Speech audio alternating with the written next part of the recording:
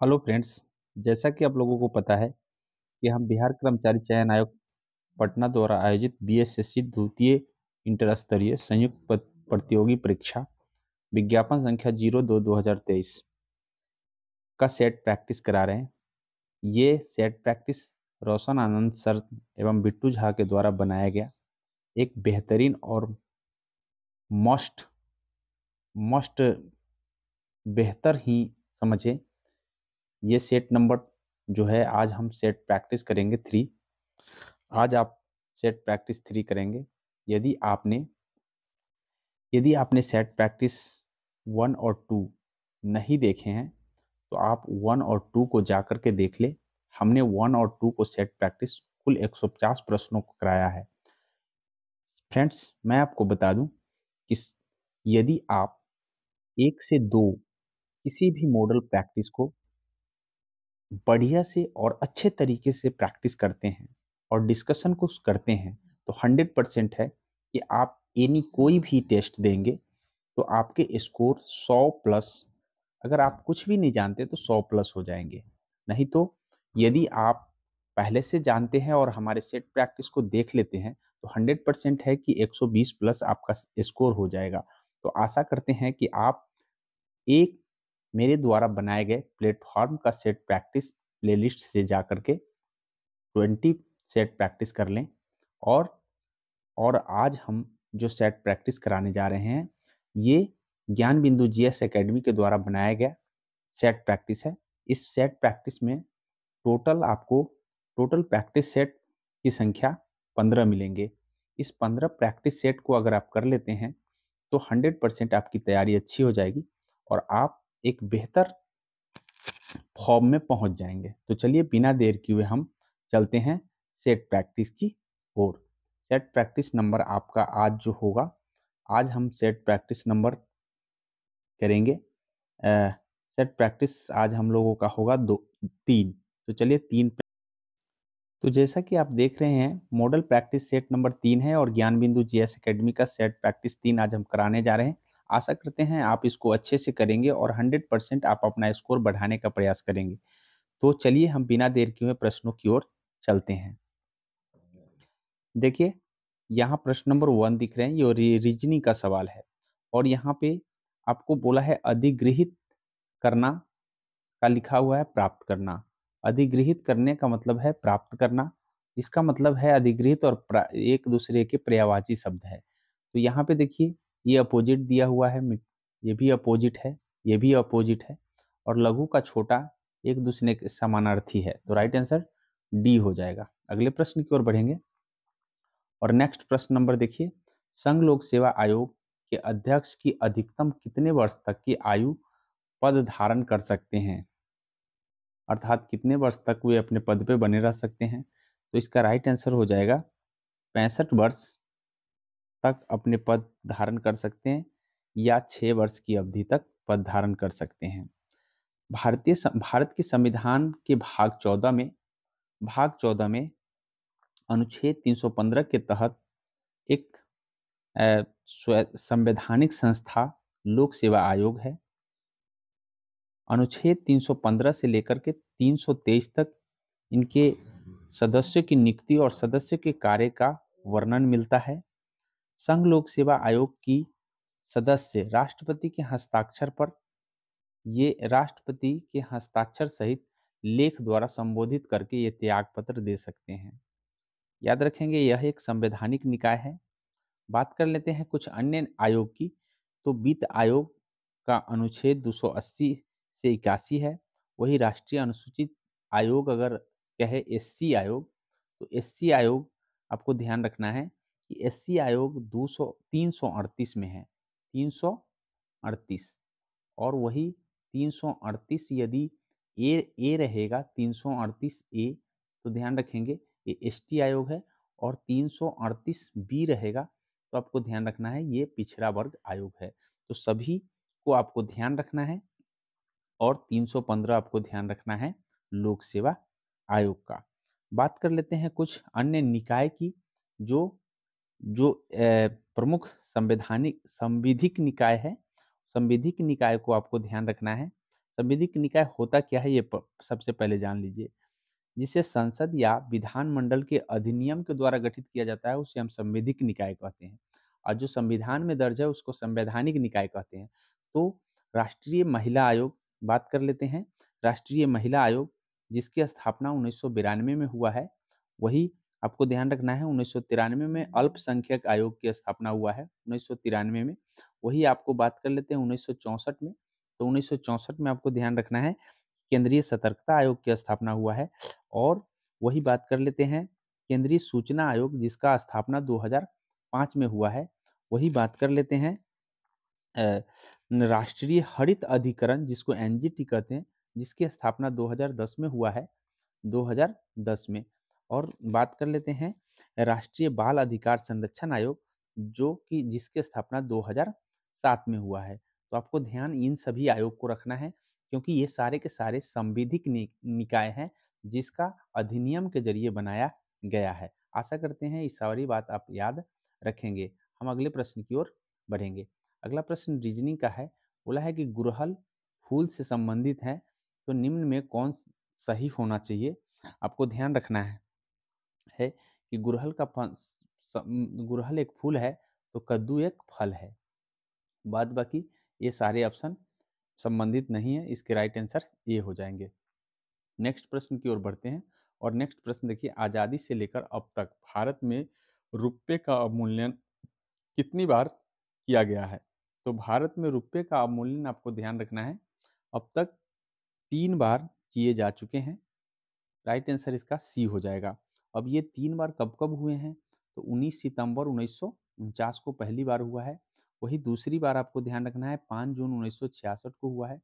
5 जून 1966 को हुआ है। और तीसरी बार आपको ध्यान रखना है कि तीसरी बार जो अवमूल्यन हुआ है वो 3 जुलाई 1991 को हुआ है। 1991 ध्यान रखेंगे, इन 3 बार अभी तक हो चुके हैं। 1900 आपको ध्यान रखना है कि अवमूल्यन का मतलब होता है स्थिर विनिमय दर प्रणाली में सरकार की मौद्रिक प्राधिकरण द्वारा जानबूझकर अपनाई जाने वाली ऐसी प्रक्रिया जिसमें घरेलू मुद्रा को कम कर दिया, मूल्य को गिरा दिया जाता है। तो इस बातों को ध्यान रखना है, ये जानबूझ करके किया जाता है। तो आशा करते हैं इतनी बात आपको ध्यान रखना है। 1949, 1966 और 1991 3 बार अभी तक अवमूल्यन हो चुके हैं। अगले प्रश्न की ओर बढ़ते हैं और अगला प्रश्न आपका रीजनिंग से है। बोला है कि आपस में संबंधित है, जिस तरह से मतलब बोला है कि ये संबंधित है उसी तरीके से आपस में कौन संबंधित है। तो यहाँ आपको ध्यान रखना है कि 11 का स्क्वायर में से 8 के स्क्वायर घटा देंगे, 11 के स्क्वायर में से 8 का स्क्वायर घटा देंगे तो 57 आता है। ऐसे जस्ट लाइक ऐसा कौन सा ऑप्शन है, तो आपको ध्यान रखना है कि ऐसा ही ऑप्शन आपको डी में है, जो आप 15 के स्क्वायर से अगर 12 के स्क्वायर घटाते हैं तो 81 आपको आ जाएगा। इसका राइट आंसर डी हो जाएगा। अगले प्रश्न की ओर बढ़ते हैं और नेक्स्ट प्रश्न नंबर 6 है। हाल ही में आथुर पान पत्ता को भौगोलिक संकेत प्राप्त हुआ है, यह किस राज्य से संबंधित है। तो यह आपको ध्यान रखना है तमिलनाडु राज्य से संबंधित है। कुछ अन्य फैक्ट्स की बात करें तो आपको ध्यान रखना है अराकू वैली कॉफ़ी व काली मिर्च जो कि आंध्र प्रदेश से हाल ही में जीआई टैग मिला है। वही गोंड पेंटिंग और मुरैना गजक, आंध्र प्रदेश से आपको क्या क्या याद रखना है, आरूप वैली, कॉफ़ी व काली मिर्च। गोंड पेंटिंग और मुरैना गजक मध्य प्रदेश से आपको ध्यान रखना है। वही आपको लद्दाख से क्या ध्यान रखना है, तो आपको लद्दाख से ध्यान रखना है लकड़ी की नक्काशी कला। वही असम से गमोचा को अर्थात गमछा को जीआई टैग 2022 में दिए गए हैं। तो ये ध्यान रखेंगे, सभी को ध्यान रखना है। अगले प्रश्न की ओर बढ़ जाते हैं और नेक्स्ट प्रश्न नंबर आपका है रीजनिंग। रीजनिंग का क्या पैटर्न है आप इसको समझ लें। तो इसका पैटर्न है कि -1 पहले -1 कर दिया, फिर -1 के बाद आपको ध्यान रखना है +2 कर दिया, +2 कर दिया है। इसी तरीके से आपको ध्यान रखना है -3 +4, इस तरह से करके देख लीजिए। तो लास्ट में आपका है उसी तरीके से आप -1 -2 करेंगे तो -1 +2 प्लस -3 +4 -5 और +6 इस तरह का पैटर्न है। इस ऐसे करने से इसका जो राइट आंसर हो जाएगा ये डी हो जाएगा। अगले प्रश्न की ओर बढ़ते हैं और नेक्स्ट प्रश्न नंबर है, नेपाल किस वर्ष एक संघीय लोकतांत्रिक गणराज्य बना? तो ध्यान रखेंगे कि नेपाल 2008 में एक संघीय गणराज्य के रूप में बना था। इस बातों को ध्यान रखेंगे। 11 जून 2008 को अपदस्थ राजा ज्ञानेंद्र महल छोड़कर चले गए। नेपाली कांग्रेस के राम वरण यादव जुलाई 2023 में 2008 में नेपाल में संघीय लोकतांत्रिक गणराज्य की स्थापना कर प्रथम राष्ट्रपति बने। वर्ष 2015 में नेपाल ने एक नया संविधान अपनाया और काठमांडू नेपाल की राजधानी है। इस बातों को ध्यान रखें। नेपाल की राष्ट्रीय ध्वज त्रिभुज आकार के हैं। इस सारी बातें आपको ध्यान रखना है। अगले प्रश्न की ओर बढ़ते हैं और नेक्स्ट प्रश्न रीजनिंग से है। रीजनिंग का क्या पैटर्न है इसको समझ लीजिए कि किस तरह से ये बनाया गया है। तो ध्यान रखेंगे कि जब हम इसको देखते हैं तो ये बढ़ रहा है आपका 3, जस्ट लाइक इसी तरीके से आप देखेंगे तो 16 बढ़ रहा है, फिर 16 के बाद आपको ध्यान रखना है 33 बढ़ रहा है, फिर 52 बढ़ रहा है, फिर 75 बढ़ रहा है, फिर 104 बढ़ रहे हैं, फिर 135 है और 172 है। ऐसे करके आप देखेंगे तो देखिए कितना कितना ये टर्म बाय टर्म बढ़ा है। तो ये देखिए, ये पहले सबसे पहले आपका 3 बढ़ा है तो 3 13 बढ़ गया। 13 के बाद फिर कितना ज़्यादा बढ़ा है, 13 के बाद 4 जोड़ दिए तो 17 बढ़ गया। फिर 17 के बाद कितना बढ़ा है, फिर 19 बढ़ गया है, फिर उसके बाद 23 बढ़ा है, अर्थात प्रत्येक अभाज्य संख्या जोड़ते हुए चला गया है। तो ऐसे लास्ट में आप देखेंगे कि लास्ट में आपको 37 बढ़ाना है। तो 37 बढ़ाने के बाद आप क्या प्राप्त करेंगे? तो इस तरह से आपको ऐसे जोड़ करके 2 बार देख लेना है और इस तरह से आपका राइट आंसर जो हो जाएगा, इसका राइट आंसर बी हो जाएँगे। इस तरह से आप करके देख लेंगे एक बार। वीडियो लंबा नहीं हो जाए इसलिए हम थोड़ा रीजनिंग और मैथ्स पर थोड़ा कम ध्यान देते हैं। आपको जीके जीएस कराना है और मैथमेटिक्स आपको खुद से हल करके देख लेना है। अगर ज़्यादा प्रॉब्लम होगा तो आप हमें मैसेज कर देंगे तो हम आपको फिर से पुनः दोबारा बता देंगे। अगले प्रश्न की ओर बढ़ते हैं और अगला प्रश्न आप देखिए। अगला प्रश्न है आपका 10। देखिए 10 में क्या कहा है, किस प्रकार के उत्तोलक का यांत्रिक लाभ सदैव 1 से बड़ा होता है? तो ध्यान रखेंगे उत्तोलक 3 प्रकार के होते हैं और 3 प्रकार के उत्तोलक में आपको ध्यान रखना है प्रथम और द्वितीयक और तृतीयक होता है। जिसमें से हमसे बोला है कि सदैव 1 से बड़ा उत्तोलक कौन-सा होगा? तो सदैव द्वितीय श्रेणी का जो उत्तोलक होंगे वो सदैव 1 से बड़ा होते हैं। वही प्रथम में आपको 1 से बड़ा और बराबर होते हैं। वही तृतीयक श्रेणी में आपको ध्यान रखना है 1 से कम होता है। बात कर लेते हैं उत्तोलक की, तो उत्तोलक में आपको ध्यान रखना है एक फलक्रम होता है, एक इफोट होता है और एक लोड होता है। इस तरह से हम उत्तोलक को तय करते हैं। प्रथम उत्तोलक में आपको ध्यान रखना है कि आपको फलक्रम जो होता है आयास व भार के बीच में फलकर्म होता है। अर्थात कहने का मतलब है कि इफोर्ट और लोड के बीच में फलकर्म हो जाए तो प्रथम श्रेणी का है। वही आपको ध्यान रखना है कि द्वितीय श्रेणी के उत्तोलक किसको कहते हैं? तो जिसमें आपको ध्यान रखना है, जिसमें लोड बीच में होता है, जिसमें लोड बीच में होता है और इफोर्ट और फलकर्म आपका साइड में होता है। तो इस तरह से ध्यान रखना है, लोड जब बीच में हो तो द्वितीयक श्रेणी का है, फलकर्म जब बीच में हो तो प्रथम श्रेणी का है। वही आपको ध्यान रखना है कि जब इफोर्ट बीच में हो, जब इफोर्ट बीच में हो तो आपको ध्यान रखना है इफोर्ट बीच में होने पर ये तृतीयक श्रेणी का हो जाता है। तो इस तरह से आपको ध्यान रखना है कि ये तृतीयक प्रथम और दूसरे श्रेणी का। बात कर लेते हैं नींबू निचोड़ने वाली जो मशीन होती है वो द्वितीयक श्रेणी का होता है। वही आपको ध्यान रखना है मनुष्य का हाथ तृतीयक श्रेणी का होता है। वही बात कर लेते हैं अगर हम पिलास और सरसी और कील उखाड़ने वाले कैंची, ये सारे चीज़ आपको ध्यान रखना है प्रथम श्रेणी के उत्तोलक होते हैं। तो आपको इतनी बात ध्यान रखना है। अगले प्रश्न की ओर बढ़ते हैं। अगला प्रश्न आपको ध्यान देना है, निम्नलिखित में से कौन सा अचालक नहीं है? अचालक का मतलब है अचालक का मतलब है चालक है, अचालक नहीं है। तो ये रबर अचालक है, कागज भी अचालक है, अभ्रक भी अचालक है। सेलेनियम आपको ध्यान रखना है अचालक नहीं है। इतनी बात आपको ध्यान रखना है। बात कर लेते हैं चालक अचालक की। तो चालक वे हैं, धातु सारे चालक होते हैं जिससे जिससे होकर ऊष्मा या विद्युत प्रवाहित हो जाते हैं। वही आपको अचालक की बात कर ले तो अचालक में लकड़ी, रबर, कागज, अभ्रक, आसूत जल जो है अचालक है। अर्धचालक की बात करें तो अर्धचालक में आपको सिलिकॉन, जर्मेनियम, सेलेनियम ये सब अति अर्धचालक में आते हैं। अति चालक की बात कर ले तो अति चालक में आपको ध्यान रखना है जिसका प्रतिरोध शून्य होता है वो अति चालक होता है। अति चालक की खोज डच वैज्ञानिक कैमरलिंग ने किया था। इतनी बात आपको ध्यान रखना है। अगले प्रश्न की ओर बढ़ते हैं। नेक्स्ट प्रश्न नंबर आपका रीजनिंग है। देखिए रीजनिंग में इसमें क्या कंसेप्ट है आप इसको समझ लीजिए। तो रीजनिंग में कंसेप्ट ये है कि सबसे पहले यहाँ 4 बढ़ गया, 4 बढ़ने के बाद यहाँ पे 2 गुने प्लस 2 गुने प्लस 3 कर दिया, फिर 4 बढ़ा दिया, फिर 2 गुने प्लस 3 कर दिया, फिर 4 बढ़ा दिया, फिर 2 गुने प्लस 3 कर देंगे। जैसे ही 2 गुने प्लस 3 करेंगे तो आपको 157 इसका राइट आंसर हो जाएगा। अगले प्रश्न की ओर बढ़ेंगे और नेक्स्ट प्रश्न नंबर आपका है अनुक्रम से फिर से रीजनिंग का सवाल है। देखिए इसमें क्या कॉन्सेप्ट है, कॉन्सेप्ट को समझ लीजिए, आप खुद से हल करने का प्रयास कीजिएगा। तो सबसे पहले यहाँ पे देखिए 0 का स्क्वायर प्लस 1 करेंगे, 0 का स्क्वायर प्लस 1 करेंगे तो 1 आएगा, तो 1 दिया हुआ है। फिर उसी उसी तरीके से 1 का स्क्वायर प्लस 1 करेंगे तो 2 आएगा, तो यहाँ पे 2 दिया है।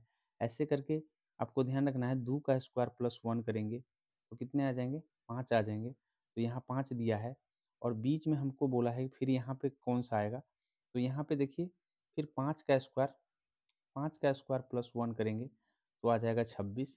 फिर उसी तरीके से 26 का स्क्वायर प्लस 1 करेंगे तो यहाँ पे 677 दिया है, तो इसका राइट आंसर 26 हो जाएगा। ये आंसर हो जाएंगे। अगले प्रश्न की ओर बढ़ते हैं और अगला प्रश्न आपका है कि भाई बोला है कि x की वैल्यू क्या आएगी।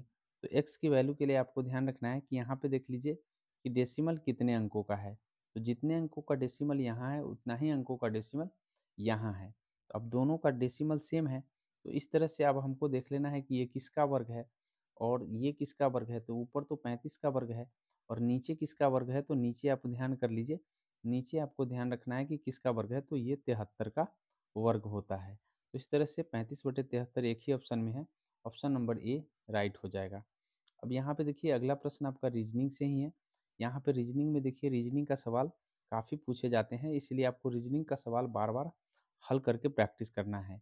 यहाँ पे देखिए फिर से बोला है 2 गुने प्लस 3 कर दिया है, फिर उसके बाद यहाँ पर भी हम 2 गुने प्लस 3, फिर आगे हो जाएगा आपको 3 गुने प्लस 2। अर्थात इसका कंसेप्ट ये है कि पहले 2 गुना कर दिया, फिर प्लस गुना 2 और प्लस 3 कर दिया, तो 16 16 गुने 2 अब प्लस 3 करेंगे तो कितने आ जाएंगे, 35 आ जाएंगे। जस्ट लाइक अगला अगला जो आएगा 35 गुने 3 अब प्लस 2 कीजिएगा। फिर उसी तरीके से एक बार आपको क्या करना है, एक बार 2 गुना करना है प्लस 3 करना है, एक बार 3 गुना करना है प्लस 2 करना है। ऐसे कंसेप्ट है, आपको ध्यान कर लेना है। इसका राइट आंसर जो हो जाएगा मैं बता दूं डी हो जाएगा, राइट आंसर डी हो जाएंगे, D is the accurate answer. अगले प्रश्न की ओर बढ़ते हैं और नेक्स्ट प्रश्न आपका है, बोला है कि सुमेलित नहीं है ये पूछा है। तो ध्यान रखिएगा जूरा पर्वत जोरन स्विट्जरलैंड में है, ठीक है। ब्रिक फिल्डर ऑस्ट्रेलिया में ही है, सही है। सामून जो है ना इटली में नहीं ईरान में है, ईरान में है, इस बातों को ध्यान रखेंगे। सामून ईरान में पड़ता है और टेम्पोरल मध्य अमेरिका में पड़ते हैं। तो ऑल आर करेक्ट हो जाएगा, इस बातों को ध्यान रखेंगे।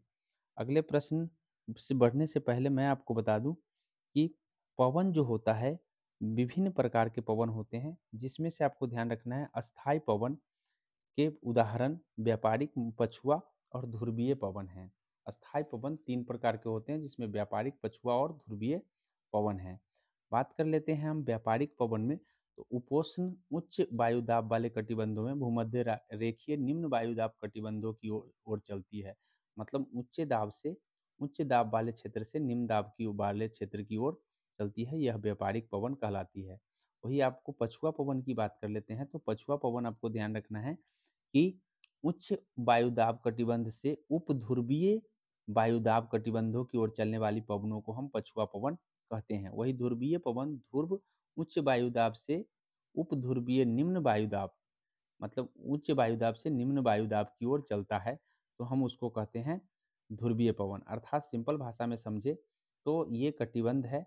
और ये ध्यान रखेंगे कि हमको व्यापारिक पवन सबसे पहले कहा है, तो व्यापारिक पवन आपको ध्यान रखना है कि उच्च पेटी से निम्न पेटी की ओर चला। फिर उसके बाद आपको ध्यान रखना है कि पछुआ पवन जो उपोषण वायुदाब से उपध्रुवीय ध्रुव की ओर चला और आपको ध्रुव से एक निम्न वायुदाब की ओर चलता है। इस तरह से ऐसे पवने को हम अस्थायी पवन कहते हैं। इस तरह से अगला प्रश्न की ओर बढ़ते हैं और अगला प्रश्न रीजनिंग में है। रीजनिंग प्रश्न जानने से पहले थोड़ा सा मैं आपको पवन के बारे में और बता दूं। तो सिराको पवन सहारा रेगिस्तान में चलता है। चिनूक आपको ध्यान रखना है रॉकी पर्वत पर के पूर्वी ढाल पर चलते हैं। वही फॉन पवन हॉर्न जो है फ्रांस में चलते हैं, इटली में चलते हैं। और सिमुक जो है आपको अरब रेगिस्तान में चलते हैं। वही आपको हबूब उत्तरी सूडान में चलता है। लू भारत में चलता है। बुरान मध्य एशिया में चलता है।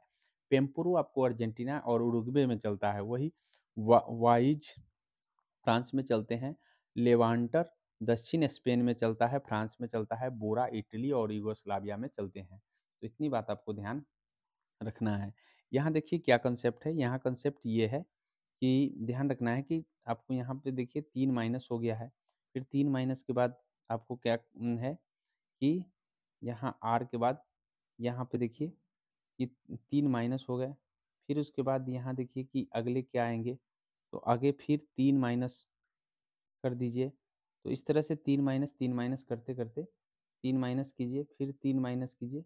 यहाँ पर भी देखिए 3 माइनस किया गया है। तो अर्थात 3 माइनस करने का मतलब है कि अगले यहाँ पे 3 माइनस अगर किया जाए, ए से 3 माइनस किया जाए तो 27 से 3 माइनस होगा तो 24 आएगा। 24 वाले कितने ऑप्शन है, तो 2 ऑप्शन है। 25 वाले आपको कैंसिल हो जाएगा। अब आपके पास 2 ही ऑप्शन बचे हुए हैं। अगला टर्म देख करके आप निकाल सकते हैं। फिर अगले जो है, अगले आप जेड को देखें तो जेड में आपको देखिए जेड में 2 माइनस किया है। फिर उसके बाद अगला आएगा तो 2 माइनस होगा। तो 2 माइनस होने का मतलब है 24 में 2 जाएगा, तो आपको ध्यान रखना है जब 24 से 2 जाएगा तो 22। 22 वाले कौन से हैं, तो देखिए 22 किस में लिखा हुआ है। एक मिनट, यहाँ पे देखिए कि जेड है, जेड से 2 माइनस हुआ तो 24 आ गया। और यहाँ एक्स से 2 माइनस होंगे तो 22। 22 वाले ऑप्शन यहाँ भी है और यहाँ भी है, इसलिए हमको इससे पकड़ में नहीं आएगा। तो अगले हम इसको देखेंगे। बी के बाद यहाँ पे लिख रहा है, बी के बाद यहाँ के दिख रहा है, तो 9 कर रहा है प्लस, 9 प्लस कर रहा है। 9 प्लस करेंगे तो 11 9 20 होता है। 20 वाले ऑप्शन किस में है दिख रहा है, तो यहाँ दिख रहे हैं, इसलिए डी आंसर इसका राइट हो जाएगा। अगले प्रश्न की ओर बढ़ेंगे और अगला प्रश्न दाब का मात्रक क्या है ये पूछा है। तो दाब का मात्रक आपको ध्यान रखना है न्यूटन प्रति वर्ग मीटर होता है। इसका राइट आंसर जो हो जाएगा आपको ए हो जाएगा। बात कर लेते हैं अन्य कुछ। तो आपको ध्यान रखना है घनत्व का मात्रक दरमियान बटे मास बटे आयत वॉल्यूम होता है। वही आपको ध्यान रखना है वेग का मात्रक विस्थापन बटे समय होता है। त्वरण का मात्रक वेग परिवर्तन मीटर प्रति सेकंड स्क्वायर होता है। संवेग का मात्रक किलोग्राम प्रति सेकंड होता है। वही शक्ति का मात्रक आपको ध्यान रखना है न्यूटन। शक्ति का मात्रक जूल्स प्रति सेकंड या वाट होता है। वही कार्य का मात्रक न्यूटन मीटर या जूल होता है। और दाब की मात्रक बात करें तो न्यूटन प्रति वर्ग मीटर या पास्कल भी होता है। इतनी बात आपको ध्यान रखना है। अगले प्रश्न की ओर बढ़ेंगे। अगला प्रश्न है कि दहन की क्रिया के लिए निम्नलिखित में से कौन सा शर्त आवश्यक है। तो दहन की क्रिया के लिए आपको ध्यान रखना है पदार्थ का ज्वलन ताप का होना जरूरी है। अदाह्य नहीं बल्कि दाह्य पदार्थ होना चाहिए। दहन का अपोषक नहीं बल्कि पोषक पदार्थ का होना जरूरी होता है। इतनी बात आपको ध्यान रखना है। अगले प्रश्न की ओर बढ़ेंगे। प्रश्न नंबर 20 में देखिए सीरीज से है। सीरीज में आपको क्या करना होता है, सबसे पहले आप काउंट करें कि कितने हैं टोटल। तो टोटल काउंट करें तो 3 3 2 5 6 7 8 9 10 11 11 12 13 14 15 16 17 18 19 20 21। टोटल 21 है। आप पहले सबसे पहले 3 3 बांट के भी दे सकते हैं या 7 7 बांट करके देख सकते हैं, क्योंकि 21 7 गुने 3 होता है, या तो 3 बांट ले या 7 बांट ले। तो चलिए हम सबसे पहले आपको 7 बांट के देखते हैं। 1 2 3 4 5 6 7। 7 पे यहाँ रख दिए। फिर उसके बाद 1 2 3 4 5 6 7। यहाँ रख दिए। अब 7 में ये टर्म में बँट गया है। अब इसके आधार पर आप भरने का प्रयास कर सकते हैं। यहाँ लास्ट में टी है तो यहाँ भी लास्ट में टी है। इसका मतलब यहाँ आर आना चाहिए। यहाँ आर आ गया। अब यहाँ आर आने के बाद टी आर के बाद क्या होता है, एस। एस मिल रहा है। एस के बाद क्या है, यहाँ ए आने चाहिए था। अब इसी तरीके से आपको ध्यान रखना है कि जब हम देख रहे हैं कि यहाँ पे शुरुआती किससे होगा, टी से। टी के बाद एस आएगा, तो टी के बाद यहाँ एस आ गया, यहाँ भी एस आ गया। तो एस से शुरुआत कितना में हुआ है, सब में हुआ है। एस के बाद क्या आना चाहिए, आर आना चाहिए। आर, एस के बाद आर किस में है, इस सभी में है। उसके बाद आर के बाद क्या आना चाहिए, टी आना चाहिए। तो टी कहाँ है, एस आर टी। एक ऑप्शन तो आपको कट गया। और लास्ट में देख लीजिए कि लास्ट में क्या आना चाहिए, ए आना चाहिए। तो यहाँ पे देखिए कि लास्ट में यहाँ पे ए आया है और यहाँ पे ए आया है। इसका मतलब ये ऑप्शन कट गए हैं। अब ये दोनों में से कोई एक ऑप्शन होंगे जिसमें से आपका आंसर हो जाएगा।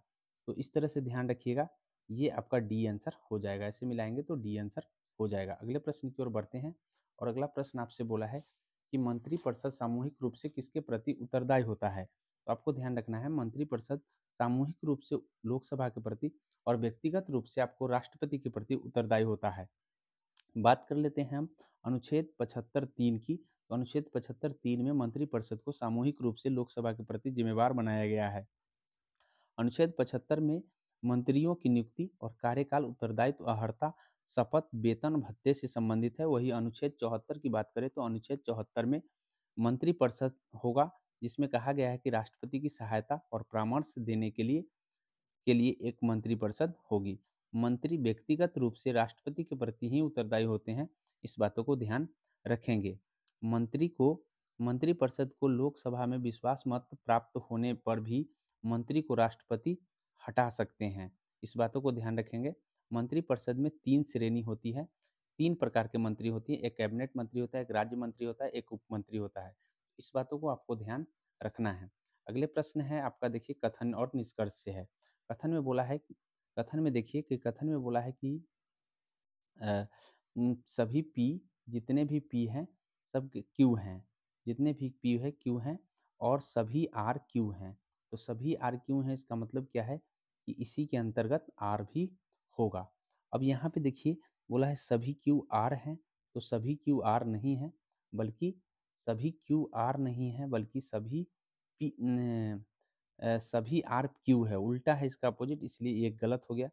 सभी पी आर है, तो सभी पी आर है, ऐसा हो भी सकता है, नहीं भी हो सकता है, इसीलिए दोनों ही के दोनों अनुसरण नहीं करते हैं, इसलिए इसका राइट आंसर ए हो जाएगा।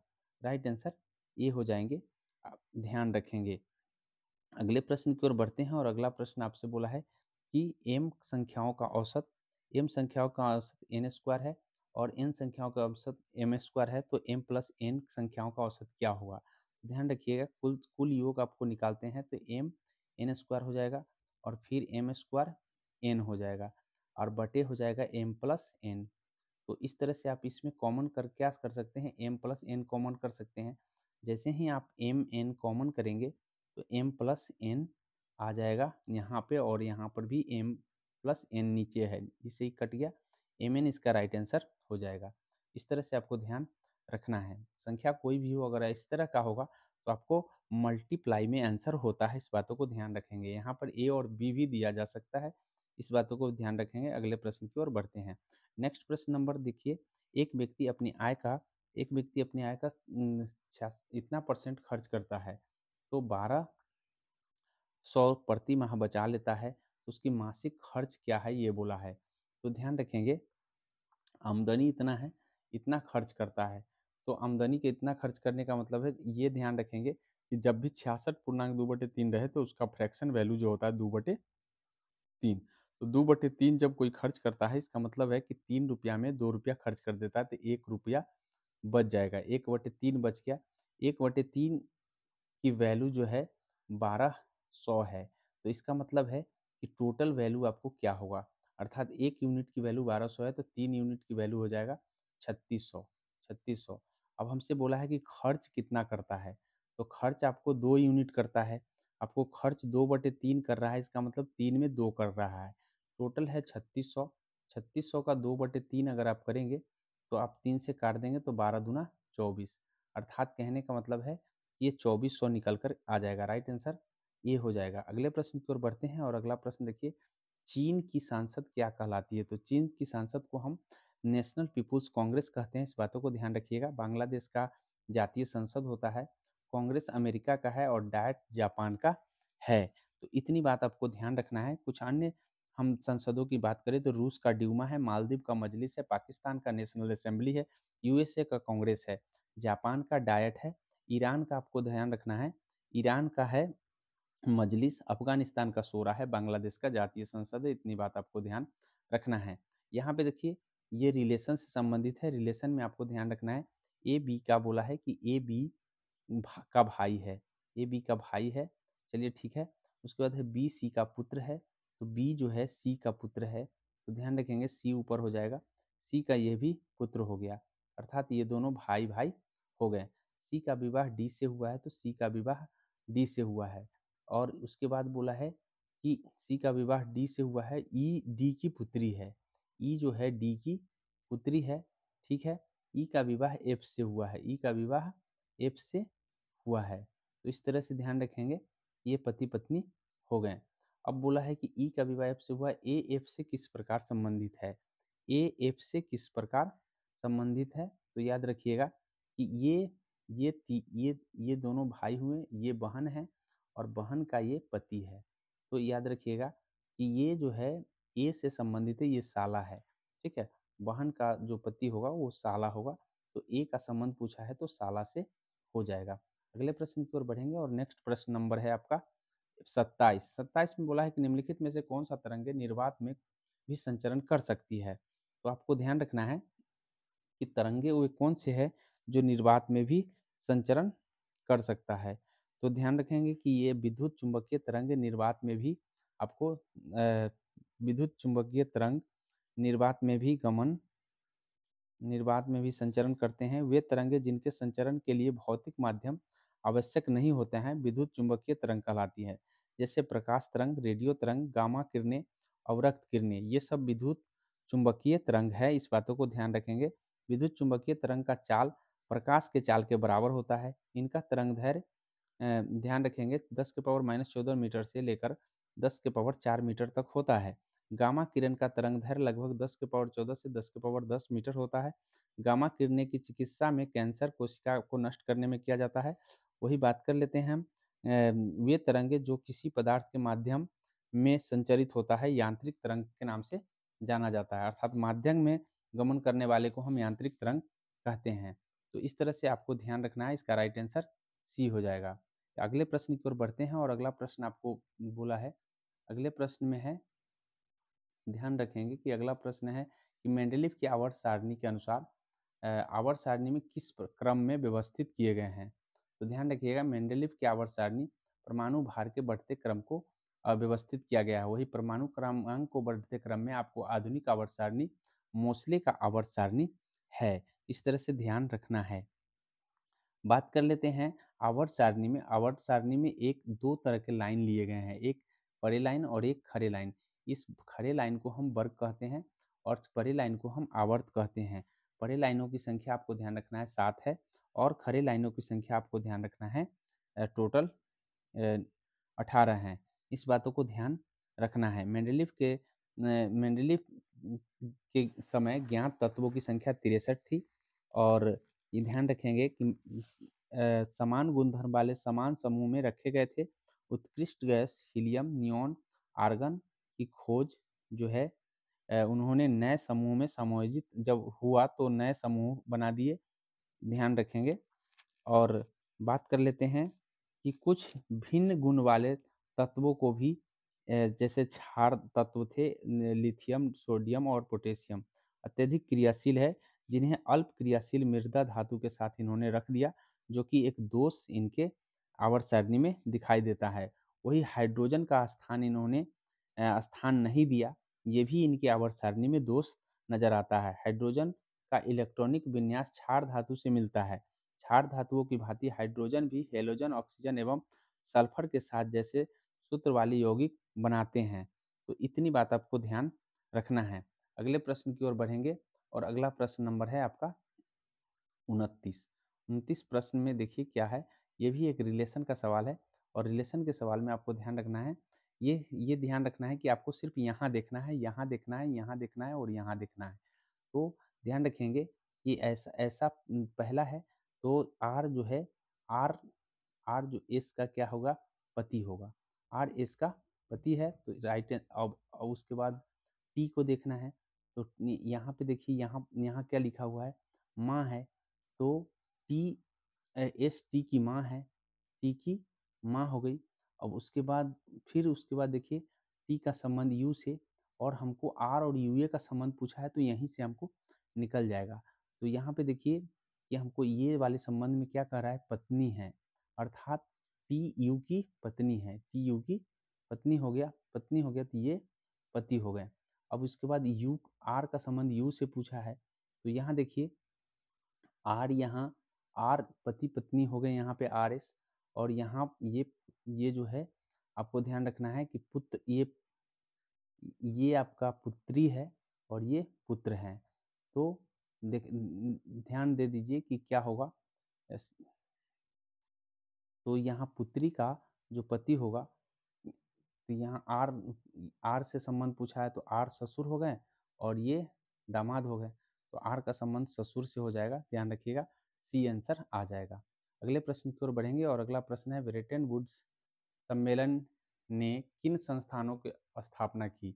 तो ध्यान रखेंगे, ब्रेटन वुड्स सम्मेलन के तहत विश्व बैंक और अंतर्राष्ट्रीय मुद्रा कोष, IMF जिसको कहते हैं, की स्थापना की गई थी।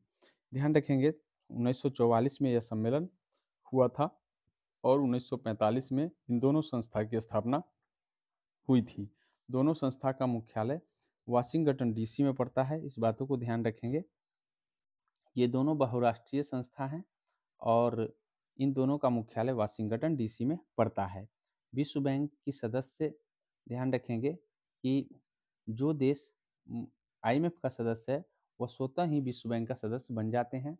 और अंतर्राष्ट्रीय मुद्रा कोष के वर्तमान 190 सदस्य, अंडोरा 2020 में इसका नवीनतम सदस्य बना है और फ्रांस एवं स्पेन की सीमा पर स्थित यह एक छोटा सा देश है।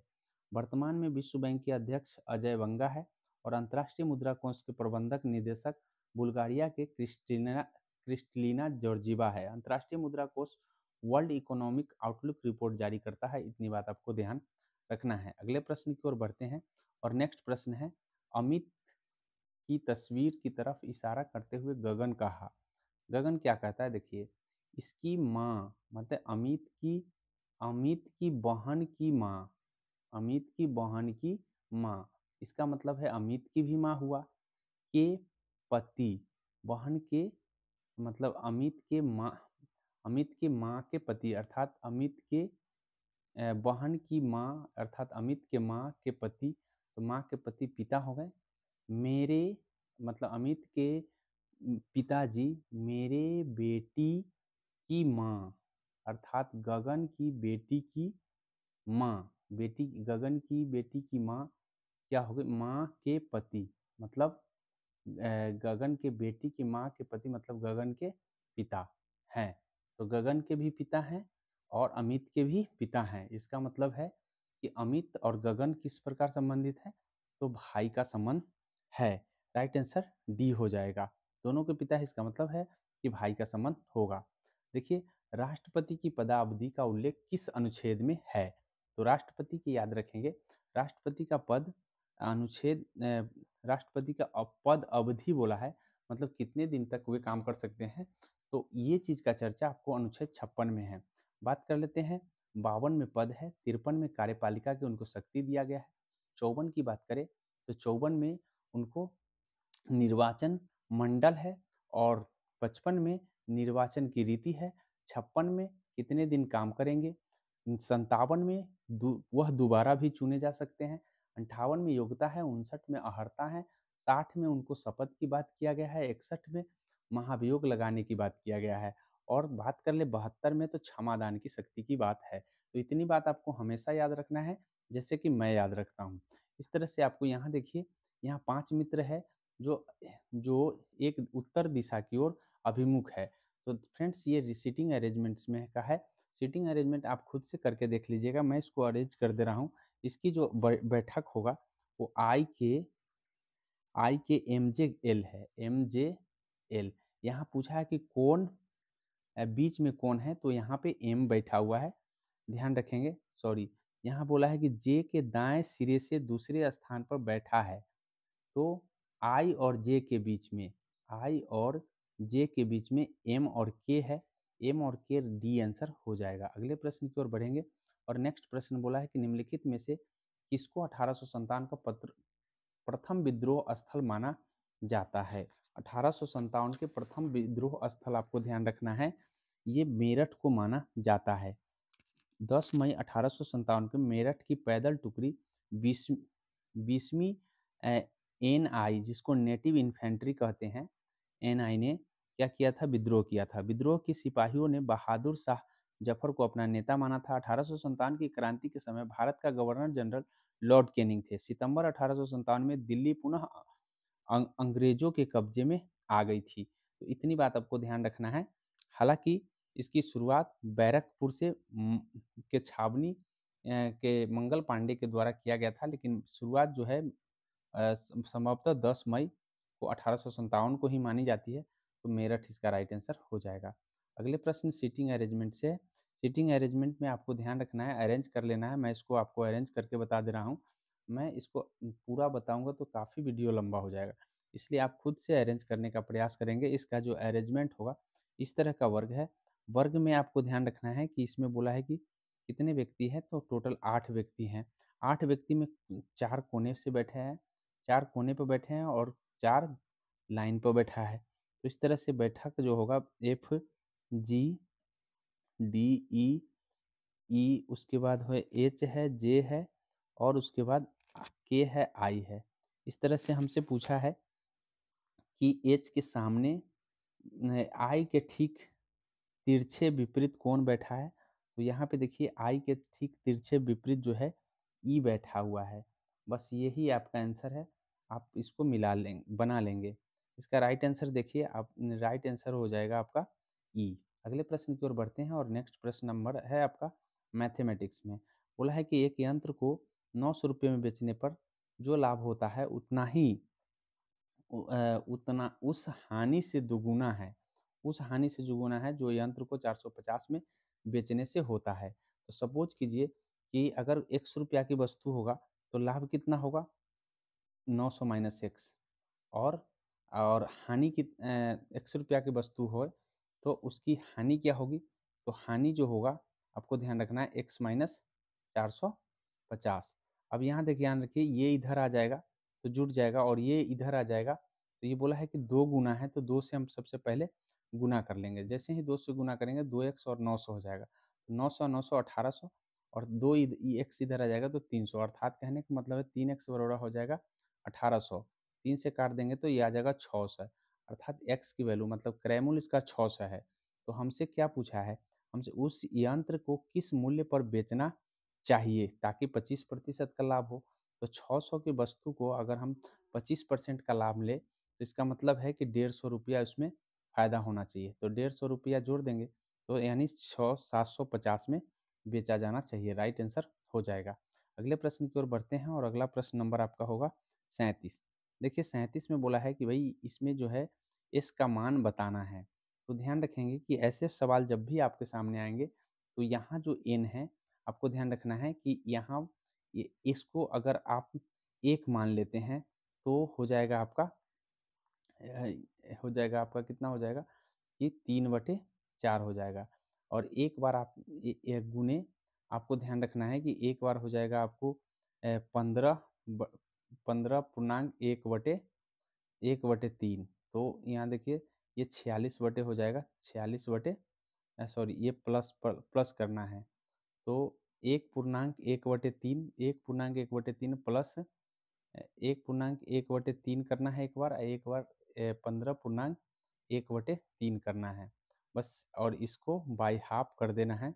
इस तरह से आपको जो भी आएगा इसका रिजल्ट वो आपका आंसर हो जाएगा। इसका रिजल्ट आपको आने वाला है ये 125 हो जाएगा। इस बातों को ध्यान रखेंगे।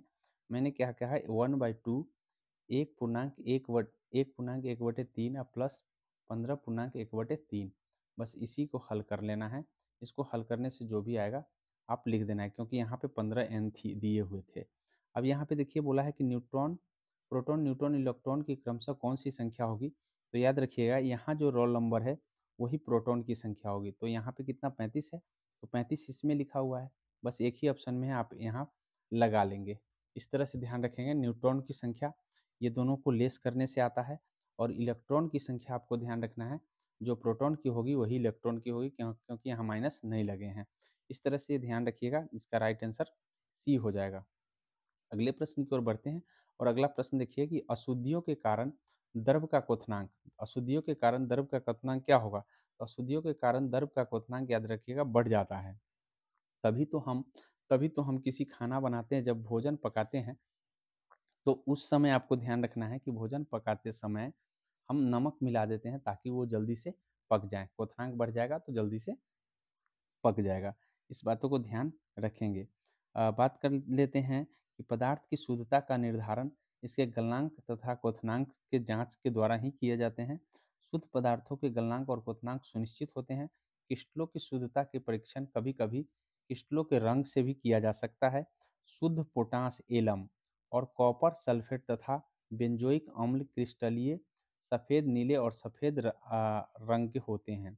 इस बातों को ध्यान रखेंगे। अगले प्रश्न की ओर बढ़ेंगे। बोला है चक्रवात के केंद्र में होता है। तो याद रखेंगे कि चक्रवात के केंद्र में निम्न वायु दाब होते हैं। वही अगर प्रति चक्रवात हो जाए तो प्रति चक्रवात याद रखना है उसका केंद्र में उच्च वायु दाब होते हैं। तो इस बातों को ध्यान रखेंगे। बात कर लेते हैं हम कुछ अन्य फैक्ट्स की। तो चक्रवात उत्तरी गोलार्ध में घड़ी के विपरीत दिशा में होता है, वही दक्षिणी गोलार्ध में घड़ी की सुई की दिशा होती है। तो याद रखिएगा उत्तर गोलार्ध में विपरीत उल्टी दिशा हो गया, और दक्षिण गोलार्ध में सीधी दिशा में। चक्रवात मापने के यंत्र का नाम टी स्केल है। चक्रवात के केंद्र को चक्रवात का आंख या चक्षु कहा जाता है। चक्रवात प्रायः गोलाकार, अंडाकार या भी आकार का हो जाता है। चक्रवात को वायुमंडलीय विक्षोभ के अंतर्गत शामिल किया जाता है। के विपरीत प्रति चक्रवात के विपरीत दिशाओं में विशेषता वाले वायु परिसंचरण तंत्र को प्रति चक्रवात कहते हैं। अर्थात याद रखेंगे केंद्र में उच्च दाब और बाहर से निम्न दाब होते हैं तो उसे हम प्रति चक्रवात कहते हैं। प्रति चक्रवात की दिशा उत्तरी गोलार्ध में घड़ी की दिशा हो जाएगी, और दक्षिणी गोलार्ध में घड़ी की विपरीत दिशा हो जाती है। प्रति चक्रवात का आकार प्रायः गोलाकार, परंतु यदा-कदा भी आकार का होता है, अर्थात ज़्यादातर गोलाकार ही होते हैं। टोर्नाडो एक भयानक त्वरित झंझा से वायु हाथी की सूंड की तरह सर्पिलर रूप से नीचे उतरता है। इस घटना को हम टोर्नाडो कहते हैं। भारत में टोर्नाडो को बवंडर के नाम से जाना जाता है। इतनी बात आपको ध्यान रखना है। अगले प्रश्न की ओर बढ़ते हैं, और अगला प्रश्न आपका है देखिए रीजनिंग से ही है। बोला है कि रतन उत्तर की ओर 15 मीटर चलता है। इस तरह से आप घुमा कर देख लेंगे तो इसका दिशा दिशा परीक्षण जो करेंगे तो लास्ट में जो है यहाँ बोला है कि टोटल जो कितने दूरी पर होगा, किस दिशा में, कितनी दूरी और किस दिशा में होगा। तो ध्यान रखिएगा इसका राइट आंसर जो हो जाएगा 67 मीटर हो जाएगा, और उत्तर दिशा में हो जाएगा। इसको आप घुमा के देख सकते हैं, आसानी से आप घुमा सकते हैं। ये डायरेक्शन का सवाल है, आसानी से कर सकते हैं, इसमें कोई दिक्कत आपको नहीं होगा। भारत की राष्ट्रीय ध्वज कब अपनाया गया। तो भारत का राष्ट्रीय ध्वज आपको 22 जुलाई 1947 को अपनाया गया था। फ्रेंड्स आपको ध्यान रखना है 24 जनवरी 1950 को राष्ट्रीय गीत और राष्ट्रगान को अपनाया गया था। इस तरह से आपको ध्यान रखना है। 15 अगस्त 1947 को हमारा देश आज़ाद हुआ था। 26 जनवरी 1950 को हम हमारा देश गणतंत्र बन गए थे, अर्थात गणतंत्र की स्थापना हो गई थी। 26 नवंबर 1949 को हमारे संविधान को अंगीकृत किया गया था। तो इन सारी बातों को आपको ध्यान रखना है। अगले प्रश्न की ओर बढ़ेंगे, और नेक्स्ट प्रश्न नंबर आपका है रीजनिंग से। रीजनिंग से फिर डायरेक्शन का सवाल है। बोला है विस्मिता पूरब की ओर 200 मीटर चलता है। तो पूरब की ओर चलने का मतलब इस दिशा में चलना, 200 मीटर चला है। उसके बाद फिर दाएं मुड़ा है। दाएं मुड़ने का मतलब है नीचे मुड़ना, और नीचे मुड़ने का मतलब है कि 210 मीटर चला। अब उसके बाद बोला है कि आरंभिक बिंदु से वह अस्पताल के बीच की न्यूनतम दूरी क्या है, अर्थात इस दूरी को पूछा है। जैसे ही आप स्क्वायर करके कीजिएगा तो ये आपको मिल जाएगा, ये आपको मिल जाएगा ध्यान रखिएगा कि 841 मिल जाएगा। तो आठ, ध्यान रखें 84100 मिलेगा। इसका जो वर्गमूल कीजिएगा 229 आ जाएगा। इसका राइट आंसर बी हो जाएगा। इस तरह से आप ध्यान कर लीजिए। उसके बाद बोला है कि किस वर्ष महात्मा गांधी दक्षिण अफ्रीका से भारत लौटे थे। महात्मा गांधी किस वर्ष, तो 9 जनवरी 1915 को महात्मा गांधी भारत लौटे थे और इसी दिन हम प्रवासी भारतीय दिवस के रूप में भी मनाते हैं। इसमें आपको थोड़ा-सा ध्यान रखना है कि 1914 की बात करें तो कामागाटा कामागाटा मारू जहाज की घटना 1914 में ही घटी थी और कांग्रेस के लखनऊ अधिवेशन 1916 में नरम दल और गरम दल एक हो गए थे और 1917 में चंपारण सत्याग्रह महात्मा गांधी के द्वारा चलाए गए थे। तो इन सारी बातों को आपको ध्यान रखना है। अगले प्रश्न की ओर बढ़ते हैं और अगले प्रश्न में देखिए, अगले प्रश्न का कैसे हल करते हैं। तो ध्यान रखिए कि सबसे पहले हम इसको सारे प्रश्नों को पहले ठीक से अध्ययन करते हैं। यहाँ देखिए कि इसमें इसमें ध्यान रखिए कि ये जो है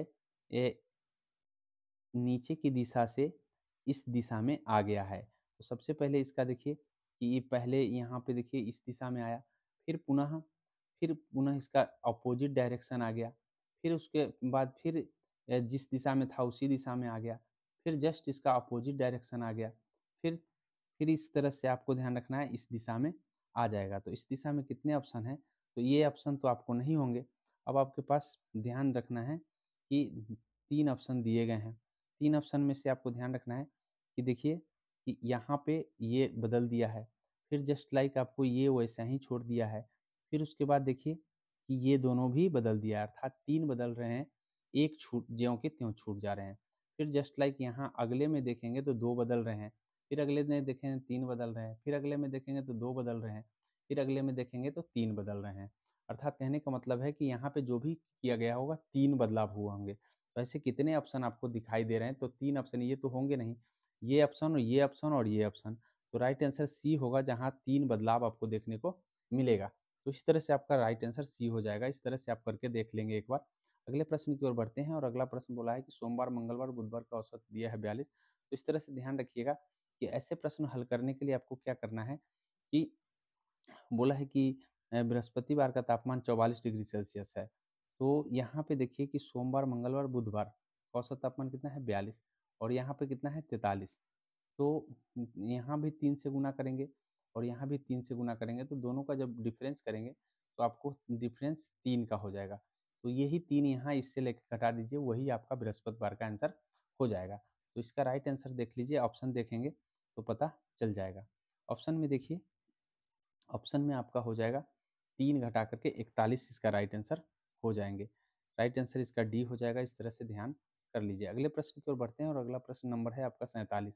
बोला है किसी व्यक्ति के मूल वेतन 7700 महँगाई भत्ता 125% से बढ़कर 132 हो गया है।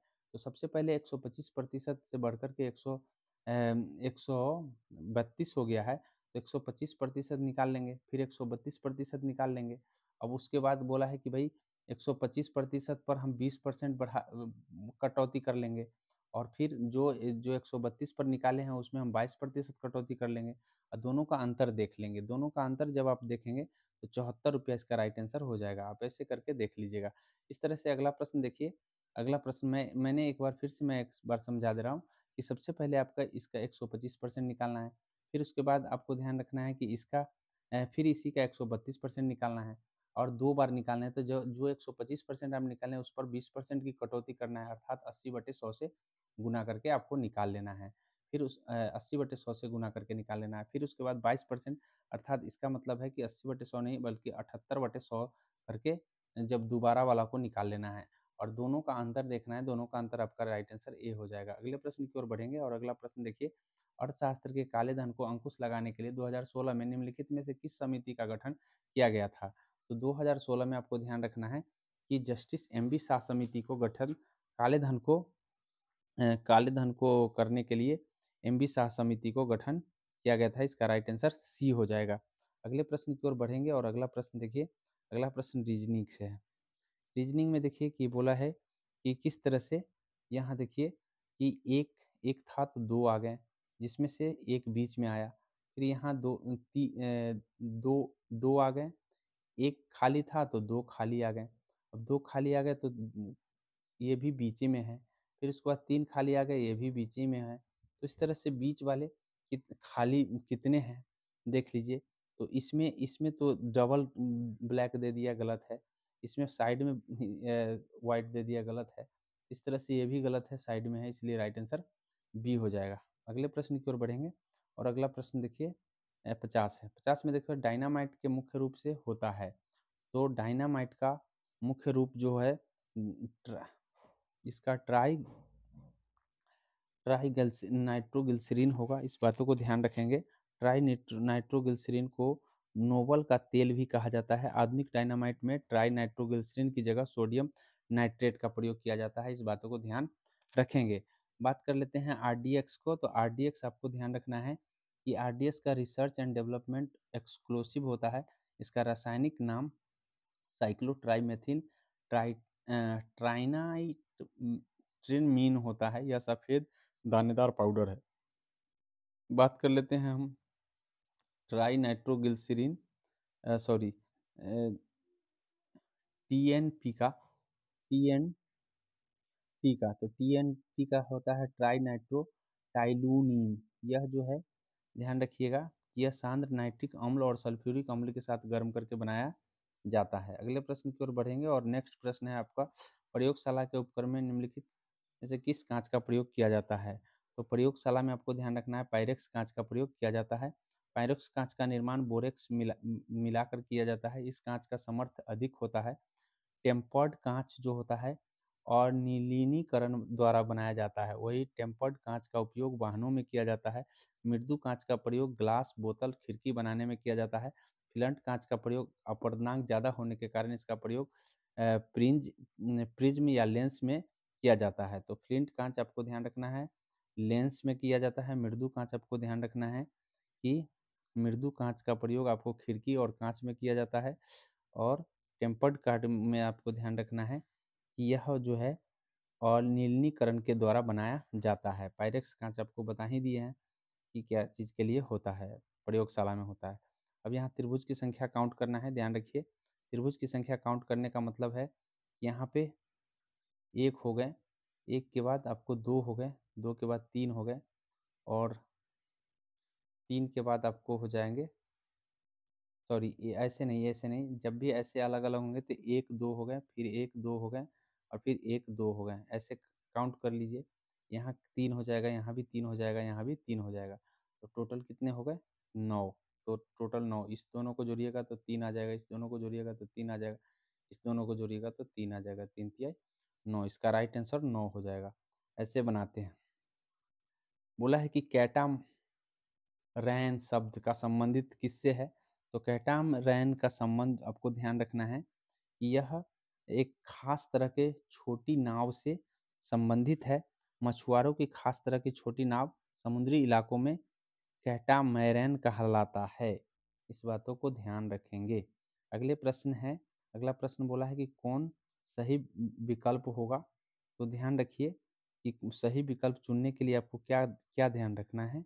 तो ध्यान ये रखना है कि सबसे पहले कि ये आपको ये वाला फिगर आएगा ही, क्योंकि यहाँ से ये आएगा तो ऐसे मिलेगा। तो ऐसे कितने ऑप्शन में है, इसमें है और इसमें नहीं है, इसमें भी है। तो 3 ऑप्शन आपको दिए गए हैं। अब 3 ऑप्शन में ध्यान रखिए कि एक ऑप्शन जो होगा आपका यहाँ से आकर इसी में मिलेगा। तो यहाँ से आके यहाँ ये नीचे कर दिया है इसलिए गलत हो गया, और ये ऊपर ही ले गया इसलिए गलत हो गया। इसका राइट आंसर सी हो जाएगा। तो आपका ये प्रश्न जो है आपका सी इज द एक्यूरेट आंसर। 54 का सी हो जाएगा। अगले प्रश्न की ओर बढ़ेंगे। लोरिया अरेराज क्या है। लोरिया अरेराज क्या है ये आपसे पूछा है। तो इसका राइट आंसर जो हो जाएगा लोरिया अरेराज एक स्तंभ लेख है। सम्राट अशोक ने जो 7 राज आज्ञाएं 7 स्तंभ बनवाए थे। इस स्तंभ के शीर्ष पर शेर की आकृति है। लोरिया नंदनगढ़ स्तंभ लेख बिहार के पश्चिम चंपारण जिले में स्थित है। वही कौशाम्बी लघु स्तंभ लेख को रानी अभिलेख कहा जाता है और रोमनदेई स्तंभ अभिलेख आर्थिक अभिलेख भी कहलाती है। अगले प्रश्न की ओर बढ़ेंगे और अगला प्रश्न देख लीजिए। अगला प्रश्न में बोला है कि कौन सा विकल्प सही होगा। तो इसका विकल्प आप यहाँ देखिए, इसको छांट सकते हैं आप। ये तो गलत है क्योंकि हमको इस ऐसे करके इस तरह के ट्रायंगल बनाने हैं। तो इस तरह के ट्रायंगल बनाने के लिए आपको ये गलत है, ये भी गलत है। ट्रायंगल लाइन पर ही होना चाहिए और लाइन पर ट्रायंगल ये अपोजिट साइड है, इसलिए इसका राइट आंसर बी हो जाएगा। अगले प्रश्न की ओर बढ़ेंगे। अगला प्रश्न बोला है कि केंद्र शासित प्रदेश जम्मू कश्मीर की सीमा कितने देशों से लगती है। तो ध्यान रखेंगे, केंद्र शासित प्रदेश जम्मू कश्मीर की सीमा मात्र एक देश से लगती है और वो है पाकिस्तान। आपको ध्यान रखना है कि लद्दाख की सीमा चीन, पाकिस्तान, अफगानिस्तान से लगता है। वही आपको ध्यान रखना है, पश्चिम बंगाल की सीमा बांग्लादेश, नेपाल, भूटान से लगता है। अरुणाचल प्रदेश की सीमा चीन, भूटान, म्यांमार से लगते हैं।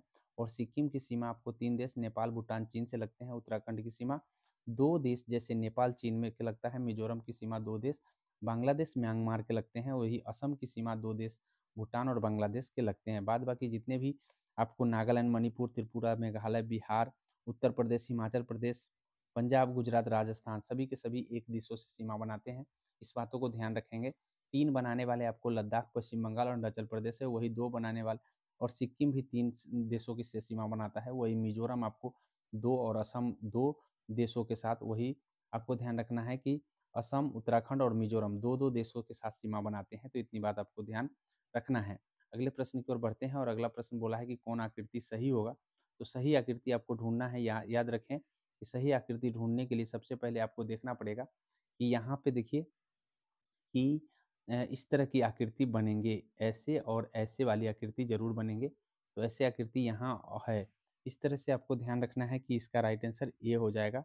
ए इज द एक्यूरेट आंसर। 59 की ओर बढ़ते हैं और 59 नंबर प्रश्न में आपको बोला है निम्नलिखित में से किसे कौन सी धातु विद्युत परिष्कृत के द्वारा किया जाता है। तो आपको ध्यान रखना है कि कॉपर तो किया ही जाता है, उसके बाद सोना भी किया जाता है। तो इस तरह से आपको ध्यान रखना है कि एक और दो जो है ना परिष्कृत किया जाता है। इसका राइट आंसर आपको हो जाएगा ए। अगले प्रश्न की ओर बढ़ेंगे और अगला प्रश्न नंबर है 60 नंबर को देखिए। बोला है बीजों को जल में रखे जाने पर फूल जाना क्या कहलाएगा। तो बीज को जब जल में आप रखते हैं तो यह फूल जाता है। इसका मतलब क्या है, अंतः शोषण हो गया।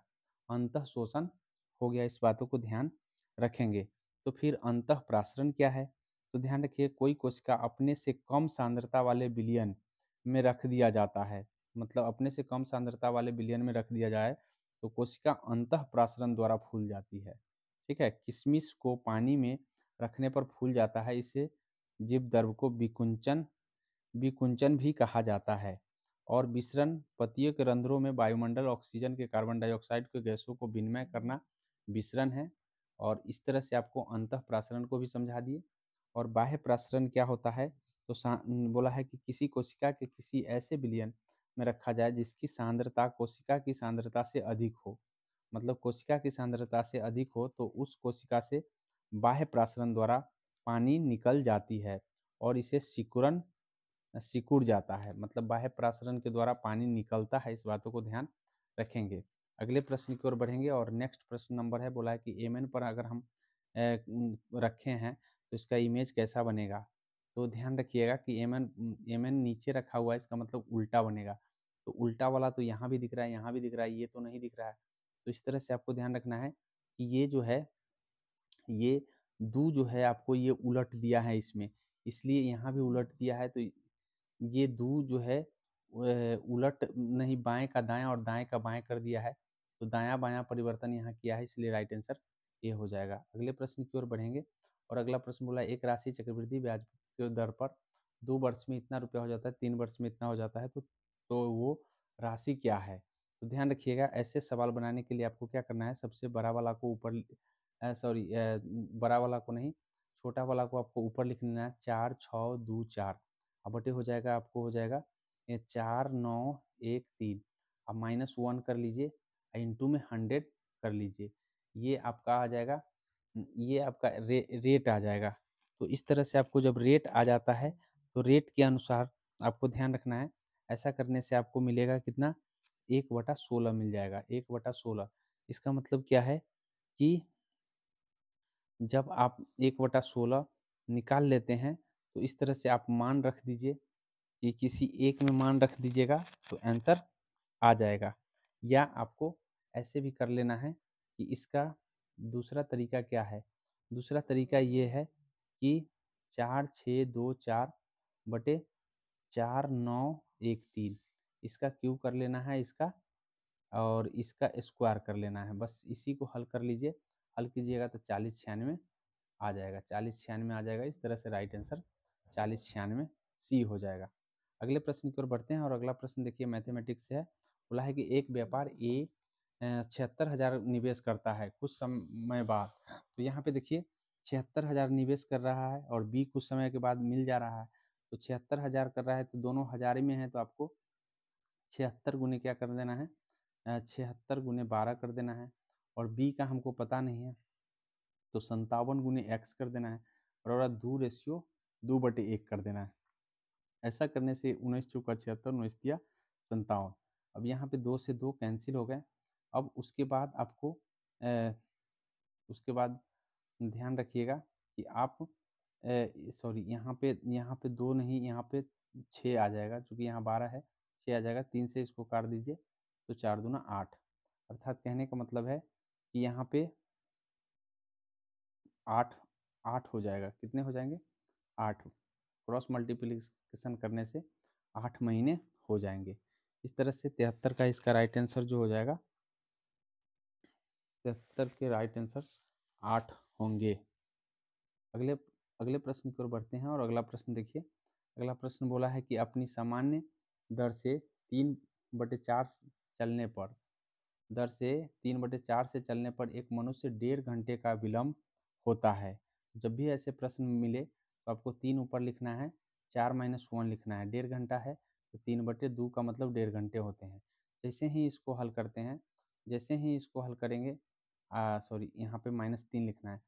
तो जैसे ही इसको हल करेंगे, -3 क्यों हुआ? क्योंकि 3/4 है तो 3 ऊपर लिख दिए, 3 और 4 का अंतर नीचे लिख दिए, और 1.5 घंटा है तो 3/2 लिख दिए। ऐसा करने से आपको कितना मिल जाएगा? तो 3/1 मिल जाएगा, गुणे 3/2 मिल जाएगा, अर्थात 9/2 का मतलब 4.5 हो गया। 4.5 किस में दिया हुआ है? तो 4.5 आपको राइट आंसर बी हो जाएगा। राइट आंसर जो है 74 का बी हो जाएगा इसका राइट आंसर। अगले प्रश्न की ओर बढ़ते हैं और अगला प्रश्न देखिए। बोला है कि यहाँ ऐसे प्रश्न को देखने के लिए आपको ध्यान रखना है।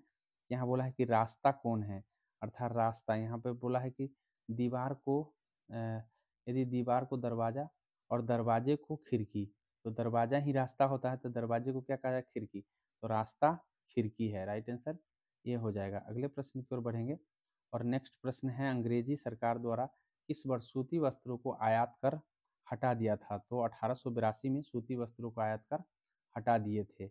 इस तरह से अगला प्रश्न देखिए।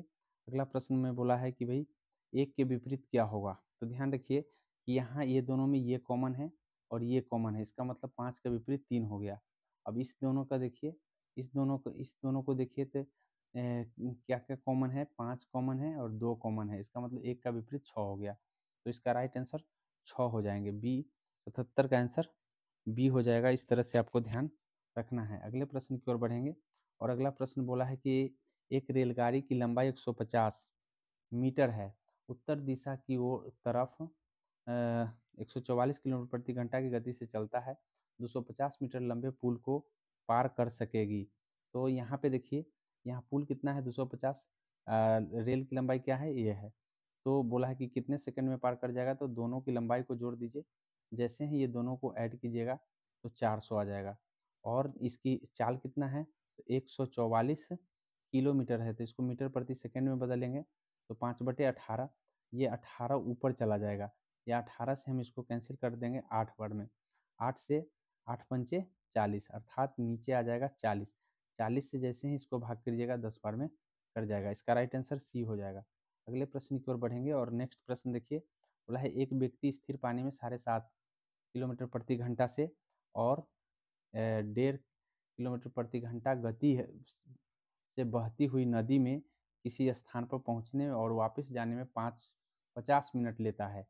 अर्थात नदी का वेग इतना है 1.5 किलोमीटर प्रति घंटा और नाव खेपने का वेग जो है 7.5 है। तो जाने में और आने में तो ध्यान रखेंगे कि जाने जाने में जुट जाएगा तो दोनों का जोड़ जो हो जाएगा 9 हो जाएगा। और जैसे ही आने में घट जाएगा तो 6 हो जाएगा, अर्थात d/9 और जोड़ d/6। इस तरह से ध्यान रखिएगा, d/9 और d/6 इक्वल टू हो जाएगा आपको 50 मिनट। 50 मिनट है तो 50 मिनट का मतलब 50/6, 50/6 हो जाएंगे। अब 60 हो जाएंगे। इस तरह से इसको काट सकते हैं हम। अभी दोनों का एलसीएम कितने का हो जाएगा, तो दोनों का एलसीएम आपको ध्यान रखना है 18 हो जाएंगे। 18 हो जाएंगे तो यहाँ पे 3d हो जाएगा और यहाँ पे प्लस 2d और 3d अर्थात 5d। 5d/18 बराबर 5/6। तो ध्यान कर लीजिए कि 6 से 3 बार में काट दीजिए, 5 से 5 कैंसिल कर दीजिए, क्रॉस कीजिएगा तो d बराबर 3 आ जाएगा। कितना आ जाएगा, d बराबर 3। इस तरह से आपको ध्यान रखना है, d बराबर आ जाएगा यहाँ पे 3। अगले प्रश्न की ओर बढ़ेंगे और नेक्स्ट प्रश्न देखिए। नेक्स्ट प्रश्न में बोला है कि कौन निहित है, तो निहित देख लीजिए यहाँ पे निहित कौन सा होगा। तो इसमें ध्यान रखिएगा कि निहित कौन सा होगा। तो हमसे सबसे पहले प्रश्न को देख लेते हैं कि प्रश्न में क्या है।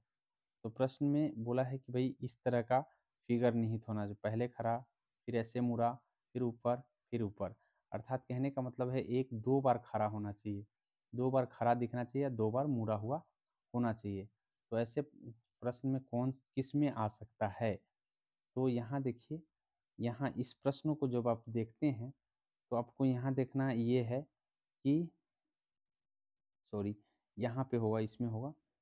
यहाँ देखिए कि कहाँ दिखेगा, तो इसमें दिख रहा है क्या, तो इसमें यहाँ देखिए एक बार यहाँ खड़ा हुआ, एक बार यहाँ खड़ा हुआ और एक बार यहाँ मुड़ा हुआ है। ऐसा प्रश्न सिर्फ ए ही में हमें दिखाई दे रहे हैं, इसलिए राइट आंसर ए हो जाएगा। तो 80 का right answer sorry right answer जो है यहाँ पे थोड़ा छोटा लग रहा है, इसलिए ए नहीं होगा। आपको यहाँ देखना है, यहाँ देखिए, यहाँ खड़ा, फिर ऊपर खड़ा, फिर ऐसे मुड़ गया। तो ऐसे प्रश्न हमको बी में दिख रहे हैं, बी इसका राइट आंसर हो जाएगा। अगले प्रश्न की ओर बढ़ते हैं। बियर तथा बुल दोनों शब्दों का प्रयोग, तो बियर और बुल शेयर बाजार में किया जाता है।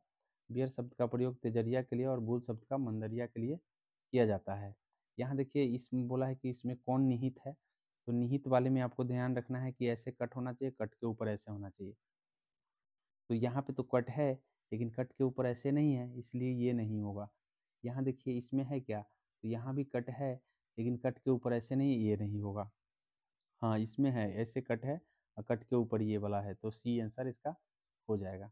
अगले प्रश्न की ओर बढ़ते हैं। निम्नलिखित में से कौन सा अन्य अनिवार्य अमीनो अम्ल का उदाहरण है, तो अनिवार्य अमीनो अम्ल का उदाहरण आपको ध्यान रखना है कि अनिवार्य रूप से अमीनो अम्ल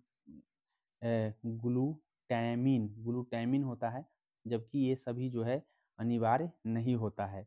अनिवार्य में कुछ और भी हैं, आपको ध्यान रखना है। ग्लूटामीन के अलावा लाइसिन होता है, ल्यूसीन होता है और हिस्टिडीन होता है, अर्जिनिन होता है, थ्री थ्रियोनीन होता है।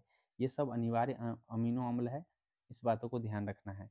मस्तिष्क एक प्रकार का कला द्वारा ढका जाता है जिसे कहते हैं, तो याद रखिएगा कि जिसके द्वारा ढका होता है उसको ड्यूराइमेटर कहा जाता है। अगला प्रश्न है, बोला है कि किसे बदल देने के बाद समीकरण संतुलित हो जाएगा, तो ध्यान रखिएगा कि इसमें आपको ध्यान रखना ये है कि जब आप 4 की जगह 12 और 12 की जगह 4, अर्थात यहाँ 12 और यहाँ 4 रख देंगे तो ये समीकरण संतुलित हो जाएगा। आप ध्यान कर लीजिए, इसका राइट आंसर ए हो जाएगा।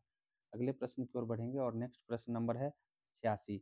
राजराजेश्वर मंदिर स्थित कहाँ स्थित है, तो आपको ध्यान रखना है कि राजराजेश्वर मंदिर तंजावुर में स्थित है। ये ध्यान रखेंगे कि राजा राज प्रथम के द्वारा 10वीं शताब्दी में तमिलनाडु में बनवाया गया था। यह जो शैली है यहाँ द्रविड़ शैली है, और द्रविड़ शैली की विशेषता है मंदिर ऊंची चारदीवारी से घिरे होते हैं और प्रवेश द्वार को गोपुरम कहा जाता है। इस तरह से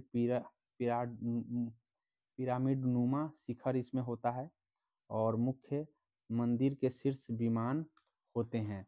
इस तरह से मंदिर बनाने के 3 शैलियाँ विख्यात है, जिसमें से आपको ध्यान रखना है कि एक द्रविड़ शैली है जो उत्तर भारत द्रविड़ शैली एक नागर शैली जो उत्तर भारत में है और बेसर शैली जो मध्य भारत में है। आपको ध्यान रखना है कि द्रविड़ शैली में बने कैलाश मंदिर है, मुक्तेश्वर मंदिर है, उसके बाद है आपको ध्यान रखना है कि वैष्णव मंदिर है, मीनाक्षी मंदिर है। वही नागर शैली में आपको ध्यान रखना है कि उत्तर भारत में मंडप बनाए जाते हैं, गर्भगृह बनाए जाते हैं, ये नागर शैली है। और ध्यान रखना है एक बेसर शैली होता है मंदिर बनाने का। इस तरह से सभी शैली को आपको ध्यान रखना है, जिसमें आपका नागर और द्रविड़ शैली का मिश्रण बेसर शैली कहलाते हैं। अगले प्रश्न की ओर बढ़ेंगे और अगला प्रश्न देखिए कि इसमें बोला है कि कौन सही है। तो इसका क्या कंसेप्ट है आपको ध्यान देना है, आपको समझ लेना है सबसे पहले कंसेप्ट क्या है। तो कंसेप्ट ये है कि 6 गुने 5 कर देना है और प्लस 1 कर देना है। तो इस तरह से आपको 8 गुने 7 कर देना है। 8 गुने सॉरी, यहाँ पे 6 गुने 5 30 हो गया, 30 में 3 से गुना करके प्लस 1 करना है। यहाँ भी 56 3 से गुना करके प्लस 1 करना है। तो ऐसे करने से आपको ध्यान रखना है 22 पंजे 110, 110 में 3 से गुना कर 330, 330 और 1 31 हो जाएगा। अगले प्रश्न की ओर बढ़ेंगे और अगला प्रश्न है 84। राज्यसभा में सेवानिवृत्त होने वाले सदस्यों के संबंध में निम्नलिखित में से कौन सा कथन सत्य है, ये पूछा है। तो ध्यान रखेंगे कि इसमें सत्य कथन कौन सा है, ये हमसे पूछा है। तो इसका राइट आंसर आपको हो जाएगा डी। उनका कितनी भी बार पुनः मनोनयन किया जा सकता है, ये बात सही है, बाद बाकी ये गलत है, ये भी गलत है और ये भी गलत है। अगले प्रश्न की ओर बढ़ेंगे और अगला प्रश्न में बोला है कि कौन भिन्न समूह में है। तो याद रखिएगा कि यहाँ पे भिन्न समूह में ध्यान रखेंगे कि सी हो जाएगा, क्योंकि इसमें जो घटने बढ़ने की संख्या है वो बराबर नहीं है। और इसमें जो है 4 2 3 घटा है, 4 2 3 सभी में घटे हैं, इसमें ऐसा नहीं है। अगले प्रश्न की ओर बढ़ेंगे। अनिल बोला है अनिल और सुमन मिलकर के किसी काम को 12 दिन में कर सकते हैं। तो बोला है कि अनिल अकेले इतने दिन में कर सकता है, तो सुमन कितने दिन में करेगा। तो देख लेते हैं 20 और 12 का एलसीएम कितने आएगा। तो 20 12 का एलसीएम 60 आएगा। इसकी क्षमता 5 का है, इसकी क्षमता 3 का है, इसकी क्षमता 5 का है। अब यहाँ पे देखिए ये किसकी क्षमता है, अनिल सुमन मिल करके, मतलब दोनों की क्षमता 5 का है। तो सिंगल अगर हम सुमन का क्षमता निकाले तो 2 का हो जाएगा। 2 से इसमें भाग करेंगे तो 30 दिन हो जाएगा। तो 2 से भाग करेंगे तो 30 दिन, मतलब सुमन की क्षमता से अगर हम भाग करें 60 में, टोटल काम 60 है तो 60 में भाग करें तो 30 दिन, इसका आंसर हो जाएगा। अगले प्रश्न की ओर बढ़ेंगे और अगला प्रश्न बोला है कि एक नल पानी की टंकी 3 घंटे में भर सकता है, दूसरा 4 घंटे में खाली कर सकता है। तो देख लीजिए, एक 3 घंटा में भरता है, एक 4 घंटा में खाली करता है। दोनों का एलसीएम 12 है। एक का क्षमता, भरने का क्षमता क्या है, भरने वाले का क्षमता 4 लीटर प्रति घंटा है और खाली करने की क्षमता 3 लीटर प्रति घंटा है। अर्थात पूरा अगर 1 घंटा अगर दोनों काम करे तो 1 घंटा में 1 लीटर ही भर पाएगा। इसका मतलब टोटल अगर भरना होगा तो 12 घंटे, 1 से भाग करने में 12 घंटे लगेंगे। लेकिन बोला है कि 1/3 भरी हो तो दोनों नलों को एक साथ खोल दिया जाए तो टंकी को भरने में कितना समय लगेगा।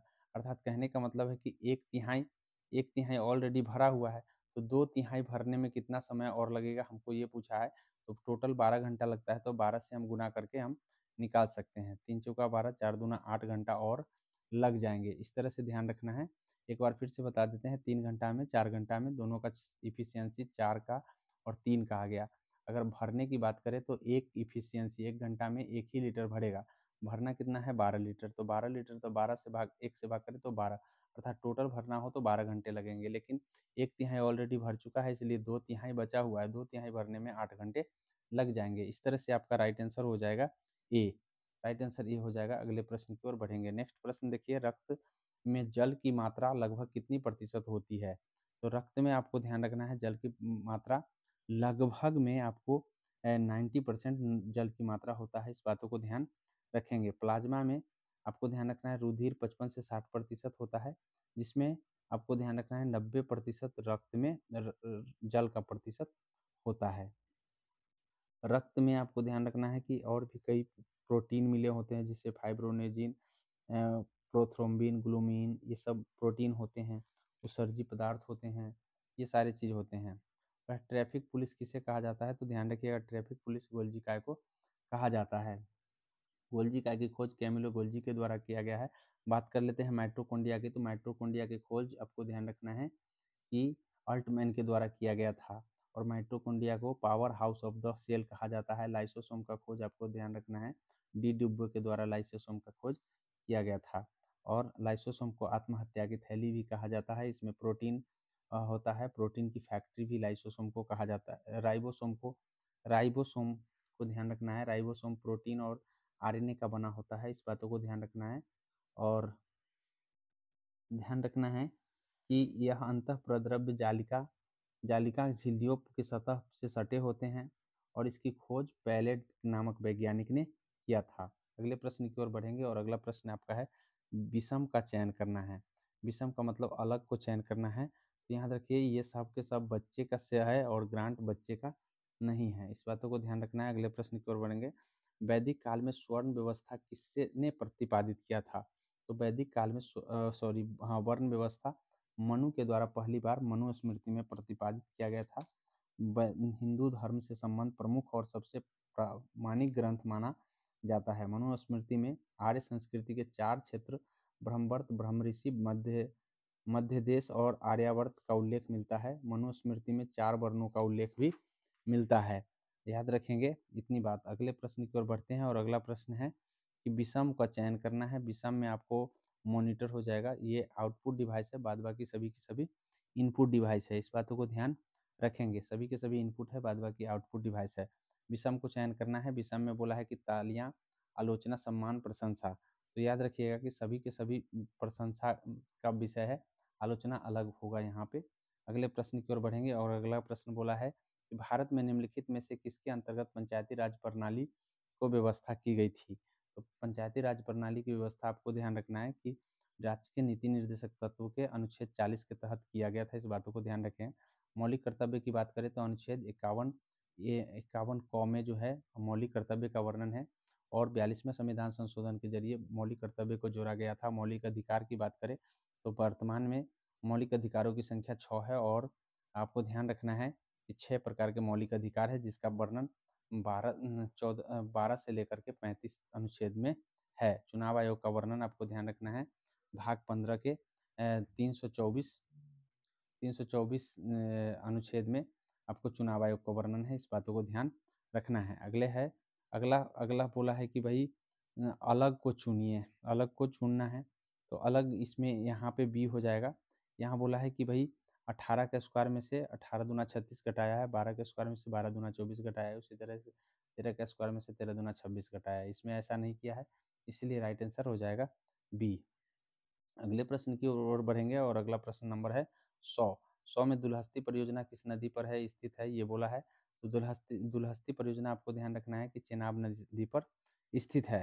दुलहस्ती परियोजना जो है आपका चेनाब नदी पर स्थित है। बात कर लेते हैं कुछ अन्य परियोजना को।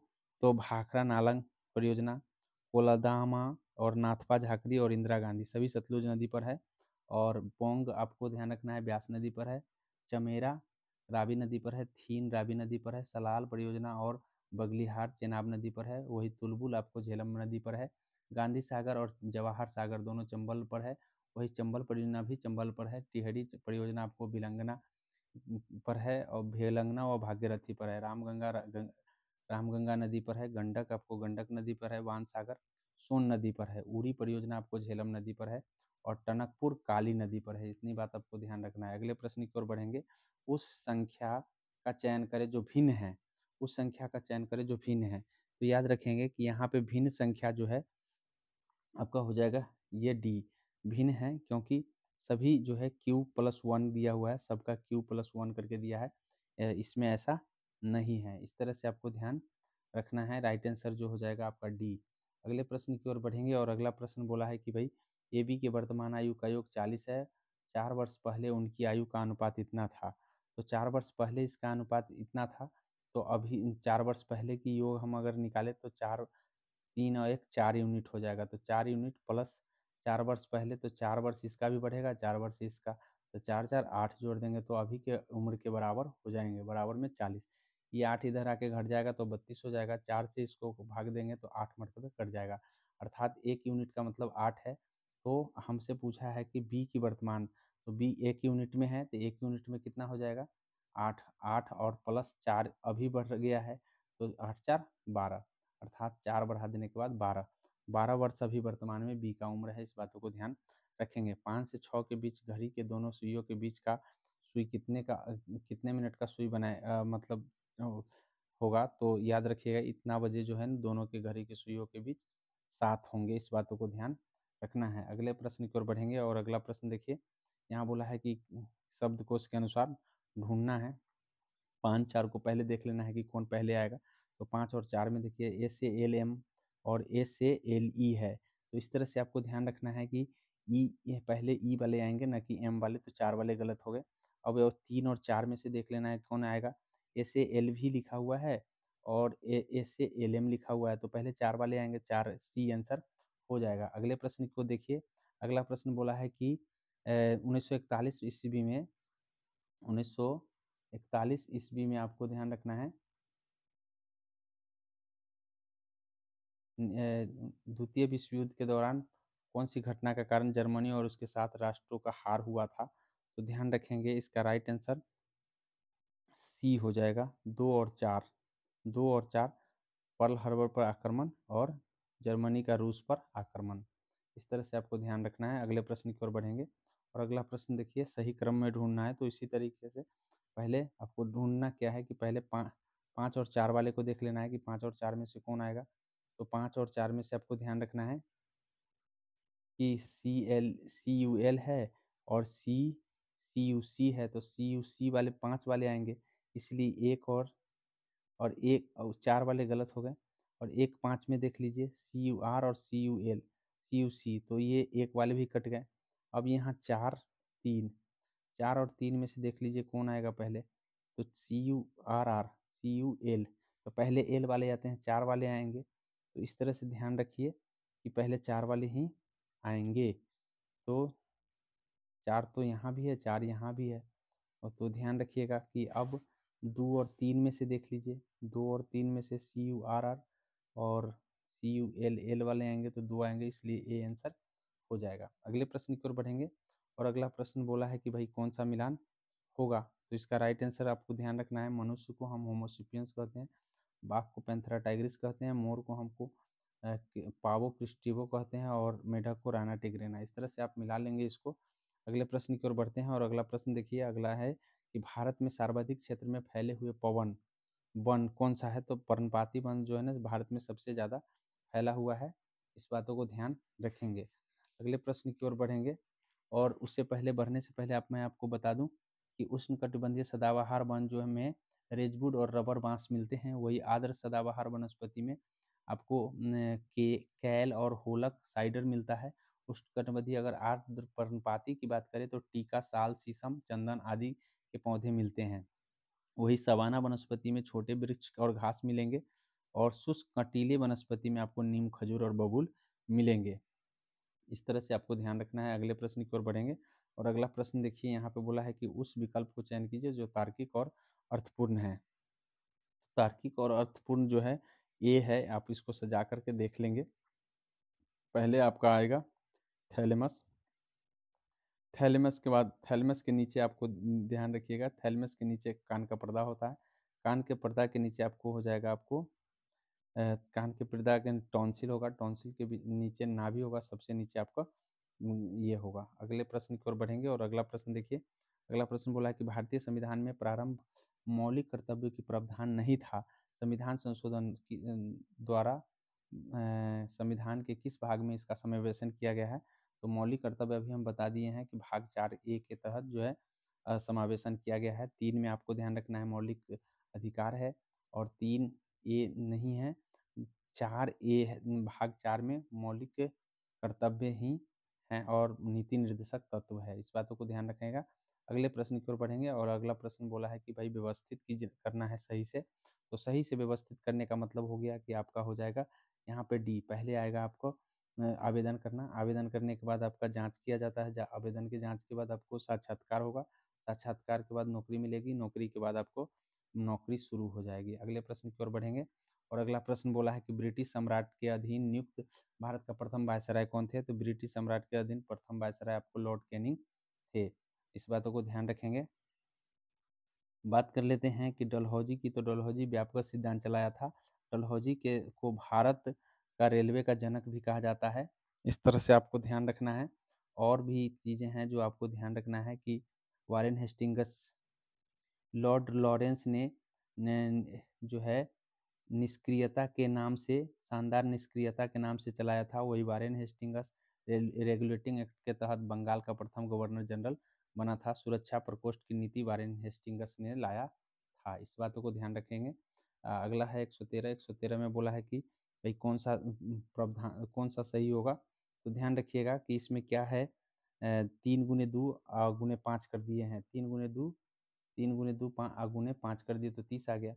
उसी तरीके से आपको ध्यान रखना है 7 × 5 गुने 5 कर देंगे तो इतना आ जाएगा। फिर इतना गुने 5 कर देंगे तो कौन सा आ जाएगा, तो ध्यान रखिए बी आंसर आ जाएगा।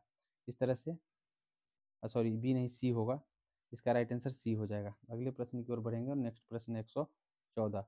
बोला हमारे सौर मंडल में निम्नलिखित में से किस ग्रह के पास अभी एक भी चंद्रमा नहीं है। तो एक भी चंद्रमा बुध और शुक्र के पास नहीं है। यहाँ पे बुध आंसर राइट हो जाएगा। अगले प्रश्न की ओर देखिए। अगला प्रश्न बोला है कि कौन सा जो है लुप्त संख्या की जगह होगा। तो लुप्त संख्या की जगह आपको ध्यान रखना है कि 17 × 2 + 26, 17 × 2 + 26 करेंगे तो 60 आ जाएगा। 8 × 2 + 15 करेंगे तो 31 आ जाएगा। इस तरह से 11 × 2 22 + 19 41 आ जाएगा। अगले प्रश्न की ओर बढ़ेंगे और अगला प्रश्न बोला है कितना बराबर 3 है। तो इसका राइट 3 है। तो यहाँ पे देखिए मतलब उसका मूल क्या होगा ये पूछा है। तो मूल अगर आप निकालते हैं तो इसका राइट आंसर जो हो जाएगा आपका सी हो जाएगा। सी इसका मूल एक्यूरेट आ जाएगा। अगले प्रश्न की ओर बढ़ेंगे। बोला है कि इकाई अंक पर क्या आएगा। तो इकाई अंक पर 4 8 32 2 आ गया। 2 7 दूना 14 4 आ गया। 4 3 12 2 आ जाएंगे। राइट आंसर आपका हो जाएगा 2। एक बार फिर से मैं आपको करके बता दे रहा हूँ कि 4 से 8 में गुना करें तो कितना आ गया, 32 आ गया। तो 32 में 2 आया। 2 से हम 7 में गुना करें तो 14 आ गया। 4 4 से 3 में गया 12। 12 में इकाई स्थान पर 2 है, इसलिए ये हो जाएगा। अगले प्रश्न की ओर बढ़ेंगे और अगला प्रश्न है आपका वे लोग जो मक्के को मुख्य अनाज में लेते हैं। मक्के को मुख्य अनाज में लेते हैं उसको कौन बीमारी हो सकता है। तो उससे प्लेगरा हो सकता है। इस बातों को ध्यान रखेंगे। अगले प्रश्न की ओर बढ़ेंगे। कट्टू कट्टू का आटा कट्टू का आटा प्राप्त होता है। तो ध्यान रखेंगे कि कट्टू का आटा आपको कौन सी चीज़ों से प्राप्त होगा। तो ये प्राप्त होगा आपको फैगोपाइरस से। फैगोपाइरस से आपको कट्टू का आटा को बकव्हीट के नाम से भी जाना जाता है। इस बातों को ध्यान रखेंगे। अगले प्रश्न की ओर बढ़ते हैं। लुप्त संख्या की जगह क्या आएगा। तो ध्यान रखिएगा कि इसका क्या कंसेप्ट है। इसका कंसेप्ट ये है कि 7 और 6 का गुना कर दीजिए और उसमें 8 और 4 को जोड़ दीजिए। फिर उसी तरीके से 8 4 का गुना कर दीजिए, ये दोनों को जोड़ दीजिए। ये दोनों का गुना कर दीजिए, दोनों को जोड़ दीजिए। जोड़ने से आपको 68 आंसर आ जाएगा। इसका राइट आंसर डी हो जाएगा। अगले प्रश्न की ओर बढ़ेंगे और अगला प्रश्न देखिए। मैं समाजवादी नहीं हूँ, गणतंत्रवादी हूँ। यह कांग्रेस के किस अधिवेशन में भाषण के दौरान किसने कहा था। तो जवाहरलाल नेहरू के द्वारा यह कहा गया था। और जवाहरलाल नेहरू के जन्म 14 नवंबर 1889 में ब्रिटिश भारत के इलाहाबाद में हुआ था। इस बातों को ध्यान रखेंगे। अगले प्रश्न की ओर बढ़ेंगे और अगला प्रश्न भी लुप्त संख्या से है। यहाँ देखिए लुप्त संख्या में बोला है कि क्या कॉन्सेप्ट है। तो लुप्त संख्या में कॉन्सेप्ट ये है कि आप 24 और 9 का गुना कर दीजिए, 2 से भाग कर दीजिए। फिर उसी तरीके से इसको गुना कर दीजिए, 2 से भाग कर दीजिए। इसको गुना करिए, 2 से भाग कीजिए। तो ये 102 आंसर इसका राइट आंसर हो जाएगा। अगले प्रश्न की ओर बढ़ेंगे और अगला प्रश्न बोला है कि भाई इसका क्या हल होगा। तो इसको इन दोनों को जब जोड़ दीजिएगा तो जोड़िएगा तो आपको जोड़ने से आप प्राप्त होगा 348 इंटू एक्स प्लस वाई। अब बराबरा हो जाएगा आपको 1740 जोड़ने से प्राप्त होगा। ये 348 से 5 मरतबे कट गया। दोनों का जोड़ पूछा है कितना आएगा, तो 5 आएगा। 5 इसका राइट आंसर हो जाएगा। बी इसका आंसर हो जाएगा। अगले प्रश्न की ओर बढ़ेंगे और अगला प्रश्न में बोला है कि भाई एक्स की वैल्यू क्या आएगी। तो याद रखिएगा कि जब हम इसको 3 के पावर 3 करेंगे तो 3 से इसमें गुना हो जाएगा तो 2 यह 6x हो जाएगा प्लस 3 हो जाएगा। और इधर आपको ये से कट गया तो x प्लस 8 हो गया। ये 8 इधर चला जाएगा तो 5 आ जाएगा। ये इधर चला जाए, ये इधर आ जाएगा, ये इधर आ जाएगा तो आपको 5 हो जाएगा। ये आ जाएगा 5x, काट देंगे तो 1 आ जाएगा। 1 इसका राइट बी हो जाएगा answer. B is the accurate answer हो जाएगा। अगले प्रश्न की ओर, मंदार पहाड़ी बिहार के किस जिले में है? तो मंदार पहाड़ी आपको बिहार के बांका जिले में है, इस बातों को ध्यान रखेंगे। डुंगेश्वरी पहाड़ी गया में है, बावर पहाड़ी गया में है, गिद्धेश्वरी पहाड़ी जमुई में है, लट्टू पहाड़ी जमुई में है, वही बोलता पहाड़ी नवादा में है, और खड़गपुर पहाड़ी मुंगेर में है। राजगीर पहाड़ी नालंदा में पड़ता है, इतनी बात आपको ध्यान रखना है। अगले प्रश्न की ओर बढ़ेंगे और नेक्स्ट प्रश्न नंबर है आपका लुप्त संख्या से। लुप्त संख्या में देखिए क्या है, क्या कॉन्सेप्ट है। तो कॉन्सेप्ट ये है कि आप यदि 15 3 को जोड़ दे, सॉरी 15 3 को जोड़े नहीं बल्कि 27 और 3 को जोड़ दे और आधा कर दे, उसी तरीके से ये दोनों को जोड़ दे आधा कर दे, ये दोनों को जोड़ दे और आधा कर दे, तो इसका राइट आंसर जो हो जाएगा, ऐसा करने से 45 इसका राइट आंसर सी हो जाएगा। अगले प्रश्न की ओर बढ़ेंगे और नेक्स्ट प्रश्न देखिए। नेक्स्ट प्रश्न में आपका है कि बोला है कि कॉन्सेप्ट क्या है 127 का। 127 का कॉन्सेप्ट हम आपको बता दे रहे हैं कि क्या कॉन्सेप्ट है। तो यहाँ पे 3 आया है, 3 कैसे आया? तो ध्यान रखेंगे कि 4 से 3 में गुना कर दिए तो 12, और उसी तरीके से आपको 12 से इसमें तो 6, यहाँ 3 यहाँ 6, ये दोनों को घटाने से कितना आ गया 3। उसी तरीके से यहाँ 12 तिया 36 और 7 नमा 13 7, दोनों को घटाने से 4 आ गया। इसी तरीके से 15 चौका 60 और यहाँ 14 से 98, दोनों को घटाने से 3 आ जाएगा। 3 इसका राइट आंसर हो जाएगा। अगले प्रश्न की ओर बढ़ेंगे और अगला प्रश्न देखिए कि भारत में वरीयता का सही क्रम चुनना है। तो ध्यान रखिए कि भारत में वरीयता का सही क्रम जो होता है, पहले राष्ट्रपति होता है, फिर उपराष्ट्रपति होता है, फिर प्रधानमंत्री होते हैं, फिर उसके बाद प्रधानमंत्री के बाद आपको ध्यान रखना है राज्यपाल होता है। तो ये कैबिनेट मंत्री दे दिया है, गलत है।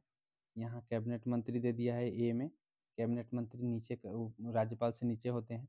राष्ट्रपति, उपराष्ट्रपति, प्रधानमंत्री, भारत के मुख्य न्यायाधीश, और भारत के मुख्य न्यायाधीश नहीं होंगे, पहले राष्ट्रपति, उपराष्ट्रपति, प्रधानमंत्री, राज्य के राज्यपाल, तब भूतपूर्व राष्ट्रपति। इसका राइट आंसर सी हो जाएगा।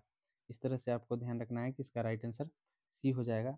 याद रखेंगे कि 5वें नंबर पर उपराष्ट्रपति, पूर्व राष्ट्रपति या प्रधानमंत्री होते हैं। 6ठे नंबर पर आपको भारत के मुख्य न्यायाधीश और लोकसभा के अध्यक्ष होते हैं। 7वें नंबर पर आपका कैबिनेट मंत्री, और कैबिनेट मंत्री का ही दर्जा मुख्यमंत्री को भी दिया गया है। आपको राज्यसभा एवं लोकसभा के विपक्ष के नेता को भी 7वें नंबर का दिया है। भारत के प्रत्याशित विदेश अवधारणा राजदूत, ये सब 8वें नंबर का आता है। उच्चतम न्यायालय के न्यायाधीश, लोक सेवा आयोग के अध्यक्ष, चुनाव आयुक्त, ये सब 9वें नंबर के होते हैं। वही राज्यसभा के उपसभापति और उप मुख्यमंत्री, लोकसभा के उपाध्यक्ष, ये सब 10वें नंबर पर आते हैं। इतनी बात आपको ध्यान रखना है। अगले प्रश्न की ओर बढ़ते हैं और अगला प्रश्न बोला, इतना घन मीटर आयतन वाले गोले का व्यास क्या होगा? तो ध्यान रखिए कि गोले का व्यास निकालने के लिए आपको सबसे पहले इसको क्या करना होगा, 4/3 पाई आर क्यू बराबर आपको 179 करना है। अब इसी का वैल्यू रख लीजिए। वैल्यू रखने के बाद आपको इसका कटिंग कर दीजिए। कटने से आपको व्यास पूछा है तो राइट आंसर 7 आ जाएगा। इस तरह से आपको ध्यान रखना है। बोला है 3 पार्सल और 6 कारखाने बताए पार्सलों को कितने प्रकार से रखे जा सकते हैं? तो 216 प्रकार से रखे जा सकते हैं। ये क्या कंसेप्ट है आपको ध्यान रखना है। बोला है पहले पार्सल को रजिस्ट्री करने का तरीका 6 है। पहले पार्सल को रजिस्ट्री करने का तरीका जो होंगे 6 होंगे, और दूसरे रजिस्ट्री करने का तरीका भी दूसरे पार्सल को भी 6 होंगे, और तीसरे पार्सल को रजिस्ट्री करने का तरीका भी 6 होंगे। मतलब कहने का मतलब है 3 पार्सल है, तीनों को 6 तरीके, 6 6 6, तीनों को गुना कर दीजिए तो 216 हो जाएगा। इस तरह से होगा। अगला बोला है एक शंकु की ऊंचाई दुगुनी कर देने से, शंकु की ऊंचाई दुगुनी कर देने से आयतन दुगुना हो जाएगा। दुगुना हुआ इसका मतलब क्या है, एक पहले था, 1 से 2 से 1 बढ़ गया। इसका मतलब क्या है कि 100% बढ़ गया है। कितना है, 100% बढ़ गया। इस तरह से कोई भी संख्या अपने आप में 1 से 2 हो गया, इसका मतलब बढ़ा कितना, 1। कोई भी संख्या अपने आप में 100% होता है तो 100% बढ़ गया। इसका राइट आंसर इतना हो जाएगा। अगले देखिए कि भारतीय संविधान के अनकही कहानी के लेखक कौन है? तो अनकही कहानी के लेखक आपको ध्यान रखना है कि इसका राइट आंसर जो हो जाएगा, राइट आंसर हो जाएंगे सी, राम बहादुर राय। राम बहादुर राय जो है अनकही कहानी के लेखक हैं। वही the struggle for police reform Prakash ji के हैं इन इंडिया, और a place called home Preeti Shenoy का है, और लॉकडाउन रिलिक्स संयुक्त ममता दास का है। गांधी एंड चंपारण सत्याग्रह यह सुरंजन दास का है। इतनी बात ध्यान रखेंगे। निम्नलिखित में से बोला किस देश की मुद्रा का नाम पेसो है, तो अर्जेंटीना की मुद्रा का नाम पेसो है। बात कर लेते हैं रिवनिया, यूक्रेन की मुद्रा का नाम है रिवनिया। वही डॉलर जो है आपको कैनेडियन डॉलर कनाडा की मुद्रा का नाम है, और इटली की मुद्रा का नाम यूरो है। इतनी बात ध्यान रखेंगे। अगले प्रश्न की ओर बढ़ेंगे, और नेक्स्ट प्रश्न है कि फुटबॉल की गेंद का वजन लगभग कितना होता है, तो फुटबॉल का गेंद का वजन आपको है 450 ग्राम होता है। वही आपको ध्यान रखना है कि क्रिकेट के गेंद का वजन जो होता है 156 से 163 ग्राम होता है। वही वही हॉकी के गेंद का वजन भी 156 से 163 ग्राम होता है। वॉलीबॉल का गेंद का वजन आपको ध्यान रखना है कि 260 से 290 ग्राम होता है। इतनी बात आपको ध्यान रखना है। अगले प्रश्न की ओर बढ़ेंगे। निम्न में कौन सा भाषा संयुक्त राष्ट्र का मान्यता प्राप्त नहीं है, तो संयुक्त राष्ट्र को भाषा जर्मन प्राप्त नहीं है। संयुक्त राष्ट्र में आपको ध्यान रखना है कि 6 प्रकार की भाषा की मान्यता दी गई है, जिसमें अंग्रेजी, फ्रेंच है, चीनी, रशियन, अरबी और स्पेनिश है। इतनी बात आपको ध्यान रखना है। संयुक्त राष्ट्र की स्थापना 24 अक्टूबर 1945 को हुआ है। 30 अक्टूबर 1945 को संयुक्त राष्ट्र में शामिल हुए